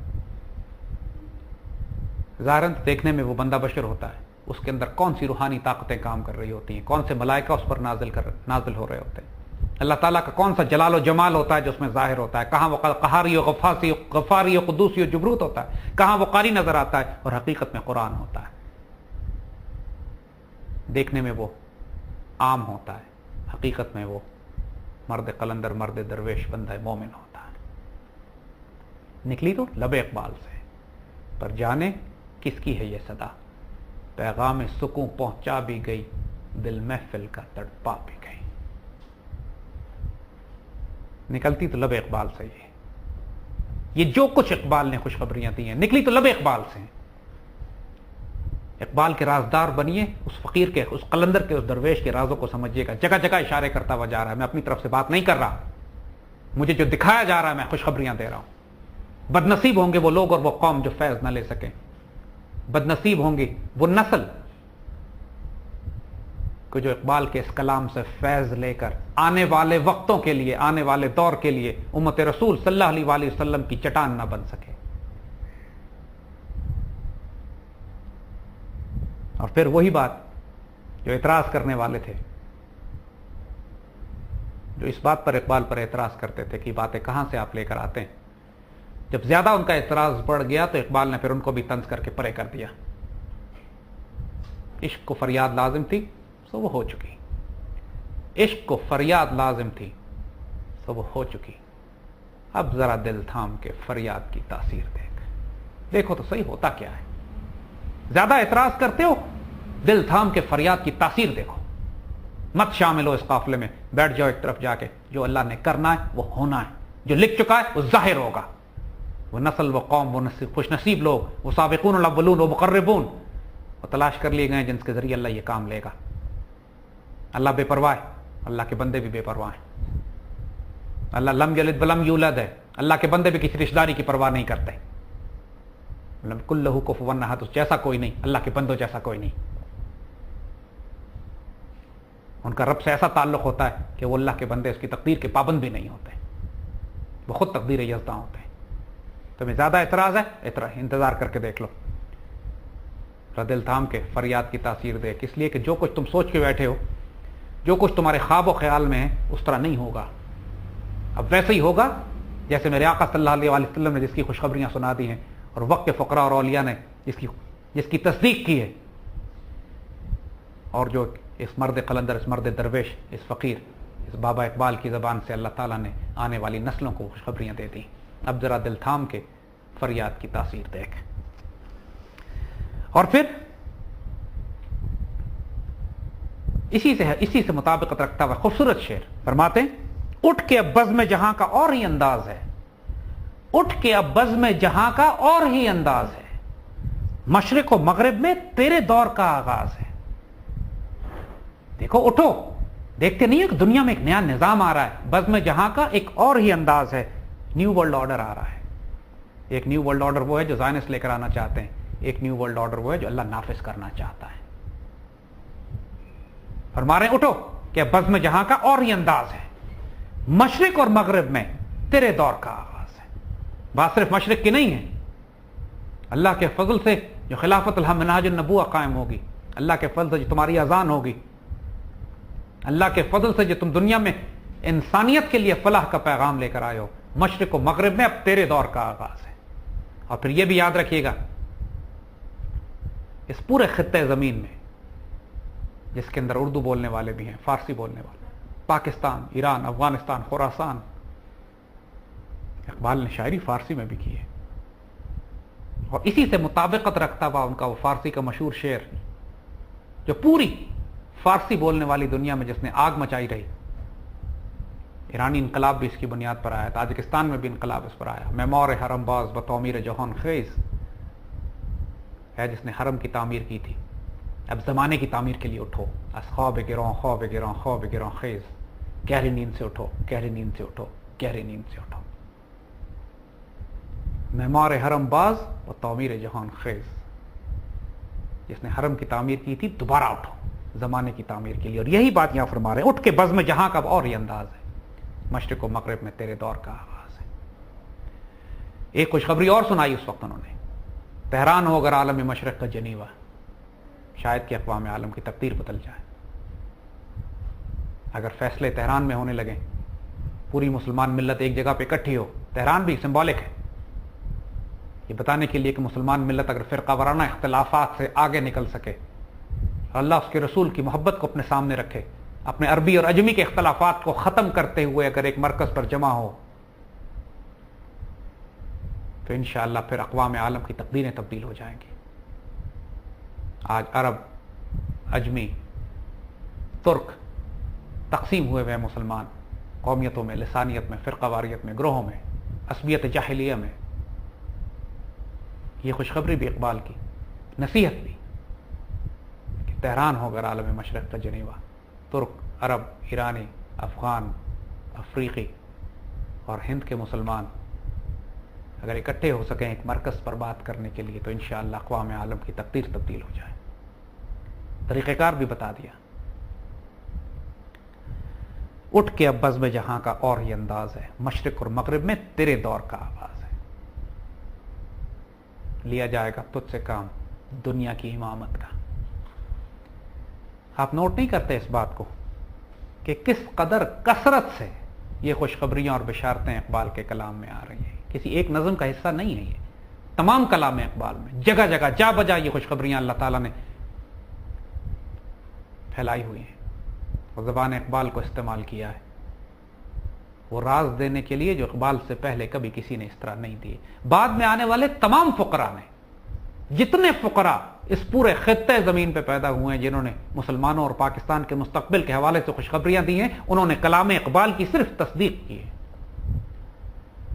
بڑے بڑے اولیاء یہاں گزرے ہیں, حضرت صوفی برکت علی صاحب ماشاءاللہ, جو فرماتے ہیں پاکستان کی ہاں اور نہ میں دنیا کے فیصلے ہوں گے. محترم اشفاق احمد صاحب, واصف علی واصف صاحب, ممتاز مفتی صاحب, اتنے بڑے بڑے بزرگ اور ہر سلسلے کے فقیر کامل, ہر سلسلے کے مرشد, پیر جماعت علی شاہ صاحب نے اس وقت فرمایا تھا. آج ماشاءاللہ پورا ان کا سلسلہ اس بات پر قائم ہے کہ وہ خوشخبریاں اور بشارتیں جو اس وقت اللہ تعالیٰ نے دے دی تھی بابا اقبال کی زبان سے ہر فقیر اپنے دور میں ان کی تصدیق اور تائید کرتا چلا گیا. لیکن وہی بات کہ لوگوں کی جو عقل پرست ہے ان کو سمجھ میں نہیں آتی یہ بات. کیسے ہو سکتا ہے یہ ناممکن. آج بھی طنز کرنے والے مذاق اڑانے والے بہت ہیں. ان کا جواب بھی پھر اقبال دیتے ہیں. اللہ کو پامردی ہے مومن پر بھروسہ. اللہ کو بھروسہ ہے مومن کے یقین پر, ایمان پہ, اس کی استقامت پہ, اس کے استقلال پہ. یہ کام اللہ نے لینے تو بندہ مومن سے لینا. یاد رکھیے گا کوئی آسمانوں سے نہیں اترے گا ان کاموں کو کرنے کے لیے. وہ شیروں اور دلیروں کی نسل ہوگی جو اس کام کو کرے گی. خوش نصیب لوگ ہوں گے جو اس پکار پر لبیک کہیں گے, لبیک اللہم لبیک لبیک لا شریک لک لبیک. اور اللہ کو بھی انہی بندہ مومن پہ بھروسہ ہے. اللہ کو پامردی ہے مومن پہ بھروسہ. ابلیس کو یورپ کی مشینوں کا سہارا. وہ اپنے ٹینکس, اپنے ہیلی کاپٹرز, اپنے میزائل, اپنے سیٹلائٹ, اپنی توپیں لے کر آئیں گے. ان کے پاس ٹیکنالوجی ہوگی. یہ پہلے بات بتا دی ہے کہ تمہارا مقابلہ جب ان کے ساتھ ہوگا تو طاقت کا توازن خوفناک حد تک ان کے حق میں ہوگا. سوویت یونین اور افغان مجاہدین کیا آپس میں طاقت کا تقابل. ایک ایسی ایٹمی طاقت جو پوری دنیا پر چھائی ہوئی. افغانستان کے گڈریے, دکاندار, استاد, طالب علم, نہتے, کسان اور کاشتکار اس کے مقابلے پر کھڑے ہوئے ہیں. اور پھر دنیا نے وہ تماشا بھی دیکھا جو نہ عقل یقین کرنے والی نہ آنکھیں یقین کرتی ہیں کہ اتنی بڑی سپر پاور اللہ کے فضل اور کرم سے افغانستان کے پہاڑوں میں دفن کر دی گئی. کیوں؟ کیونکہ اللہ کو پامردی مومن پر بھروسہ تھا. یورپ اور ابلیس کو یورپ کی مشینوں کا سہارا تھا. کر کے دکھا چکا ہے اللہ 20ویں صدی میں کہ یہ کیا جا سکتا ہے. آج پھر کیا جا رہا ہے افغانستان میں. آنے والے وقتوں میں 20 مقامات پہ کیا جائے. کشمیر کے مسلمان کیا ہے ان کے پاس 7 لاکھ بھارتی فوج کا مقابلہ کر رہے ہیں پچھلے 60 سال سے. آج بھی ماشاءاللہ حوصلے جوان ہیں, قربانیاں دے رہے ہیں, شہادتیں دے رہے ہیں. کچھ بھی نہیں ہے ہاتھوں میں. فلسطین کے بچوں کے پاس کیا ہے؟ اسرائیل دنیا کے ایٹمی طاقت بنا ہوا ہے. دنیا کے خوفناک ترین ٹینک, ہتھیار اور ہیلی کاپٹر لے کر حملے کرتا ہے ریفیوجی کیمپس کے اوپر. بچے پتھر مار مار کے جواب دیتے. لیکن استقلال میں کوئی کمی نہیں ہے, استقامت میں کوئی کمی نہیں ہے. اور اللہ کے فضل سے یہی استقلال اور استقامت ہے جو دشمن پر دہشت طاری کرتی ہے. کیوں؟ کیونکہ اللہ کو ہے پامردی مومن پہ بھروسہ, ابلیس کو یورپ کی مشینوں کا سہارا. تقدیر امم کیا ہے کوئی کہہ نہیں سکتا. ہوگا کیا یہ کوئی نہیں کہہ سکتا. عام آدمی تو نہیں کہہ سکتا. تقدیر امم کیا ہے, قوموں کی تاریخ کیا ہے, کوئی کہہ نہیں سکتا. مومن کی فراست ہو, یہ شرط لگا دی, مومن کی فراست ہو تو کافی ہے اشارہ. میرے آقا صلی اللہ علیہ وآلہ وسلم کا فرمان عالی شان, مومن کی فراست سے بچو. اتقوا فراست مومن ینظر بنور اللہ. مومن کی فراست سے بچو کہ اللہ کے نور سے دیکھتا ہے. یہاں اقبال اسی حدیث شریف کی طرف اشارہ فرما رہے ہیں. مومن کی فراست ہو تو اشارہ کافی ہے.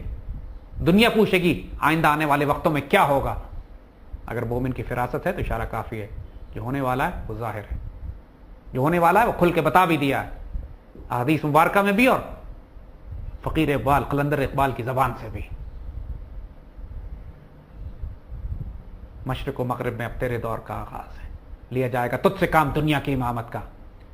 الٹ کے رکھ دیا تھا روما کو جس نے وہ شعر, پھر ہوشیار ہوگا. مومن کی فراست ہو تو اشارہ کافی.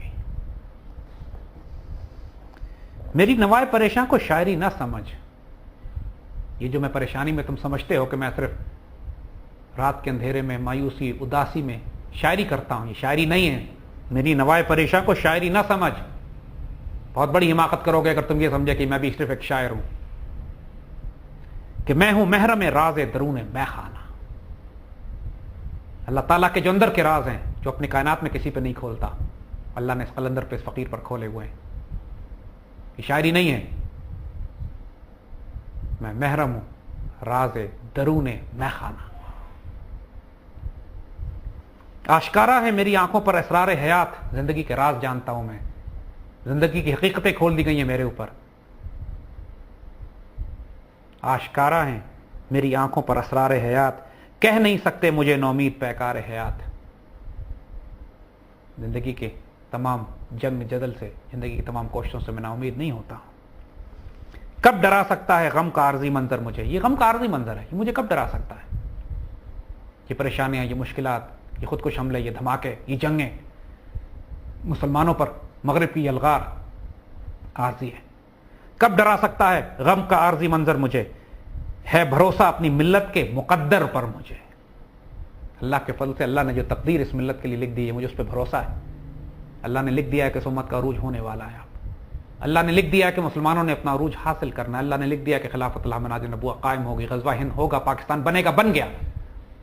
اور یاد رکھیے گا اقبال کا 1938 میں انتقال ہوا تھا، پاکستان بننے کا کوئی خواب بھی نہیں سوچ سکتا تھا، اس وقت پاکستان ریزولوشن بھی پاس نہیں ہوئی تھی، مگر یہ وہ تقدیریں تھیں، یہ وہ مقدر تھے جو اس وقت اقبال کی زبان سے بیان کر دیے گئے تھے۔ کریں گے اہل نظر تازہ بستیاں آباد۔ اللہ کے فضل سے پہلی بستی پاکستان آباد ہوئی، پھر اس کے اندر سوئے کوفہ و بغداد نہیں، سوئے اسلام آباد ان کی نظر تھی۔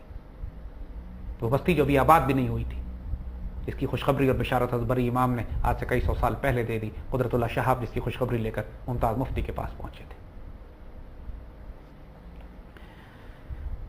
یاس کے عنصر سے ہے آزاد میرا روزگار، مایوس میں نہیں ہوتا کبھی بھی، میں کبھی مایوس نہیں ہوتا۔ کیوں؟ فتح کامل کی خبر دیتا ہے جوش کارزار، اس لیے کہ مجھے اس پوری دنیا کے طوفان میں ہمیشہ اللہ کی طرف سے فتح کامل کی خوشخبری ملتی رہی ہے۔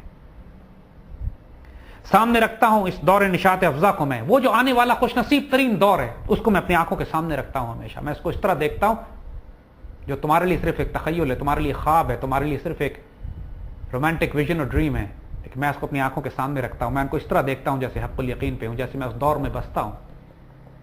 دیکھتا ہوں دوش کے آئینے میں فردہ کو میں، اور ہوا میں، آسمانوں میں، اس کے آئینے میں میں آنے والے دور کو، فردہ کو، کل کو دیکھتا ہوں۔ یہ وہ خوشخبریاں، وہ بشارتیں ہیں جو اللہ مجھے دکھاتا ہے اور جن کو تم صرف ایک خواب سمجھتے ہو۔ علامہ اقبال کی یہ خوشخبریاں امت کے لیے بہت خوبصورت، حیرت انگیز تحفہ ہے۔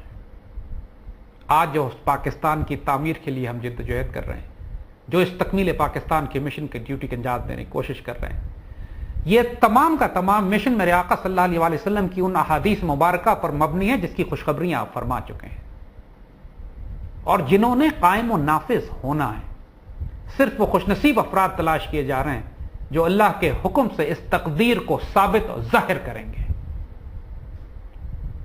جیسے کہ بات آپ کو کہی،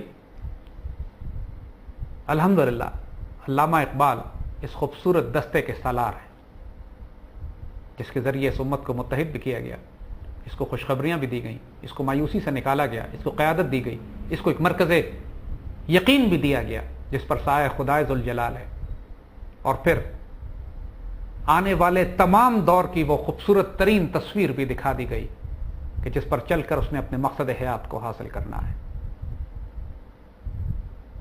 اس مشن میں ہمارا ساتھ دیجیے کہ یہ مشن ہمارا ذاتی نہیں ہے، یہ اللہ کے رسول صلی اللہ علیہ وسلم کی ڈیوٹی ہے۔ اس دور میں جب میرے آقا صلی اللہ علیہ وسلم خود تشریف رکھتے ہیں، کون بدبخت ہوگا جس کو میرے آقا صلی اللہ علیہ وسلم کے ہونے پر شک ہو جائے؟ لیکن اس دور میں بھی ابو جہل تھا، ابو لہب تھا، عبداللہ بن ابی تھے، کوئی کھل کے کافر رہے، کچھ ایمان لا کر منافق ہوئے۔ اس دور میں بھی سیدنا ابوبکر صدیق، سیدنا عمر، سیدنا عثمان، سیدنا علی رضوان اللہ اجمعین، عشرہ مبشرہ، اصحاب البدر اور بیت رضوان والے، اور پھر خطبہ حجۃ الوداع کے خوش نصیب تھے۔ ہر دور میں یہ تینوں جماعتیں رہیں گی، کافر بھی رہیں گے، منافق بھی رہیں گے، اہل ایمان بھی رہیں گے۔ آج کے دور میں امت رسول صلی اللہ علیہ وسلم پر جو امتحانات ہیں، الحمدللہ ہمیں ان کا انجام بتا دیا گیا ہے۔ انجام خیر ہے، انجام دہلی اور اس پورے خطے پر اسلام کے غلبے کا ہے۔ انشاءاللہ کشمیر بھی آزاد ہوگا، خلافت اللہ مناج النبوہ بھی قائم ہوگی، ریڈیو پاکستان دہلی کا نعرہ بھی آپ سنیں گے، یونائٹڈ اسٹیٹس آف اسلام بھی بنے گا۔ اس پاکستان، اس خطہ زمین کے مسلمانوں سے لیا جائے گا کام دنیا کی امامت کا، کہ مشرق و مغرب میں اب ان کے دور کا آغاز ہے۔ یہ معمار حرم دوبارہ جاگیں گے، بعض بتعمیر جہان خیز، یہ خواب گراں میں ضرور ہیں، لیکن انشاءاللہ اسی لیے کہا ان کو کہ کھول آنکھ، زمین دیکھ، فلک دیکھ، فضا دیکھ، مشرق سے ابھرتے ہوئے سورج کو ذرا دیکھ۔ اس مشن پہ شک نہ کریں، اس پاکستان سے خیانت نہ کریں.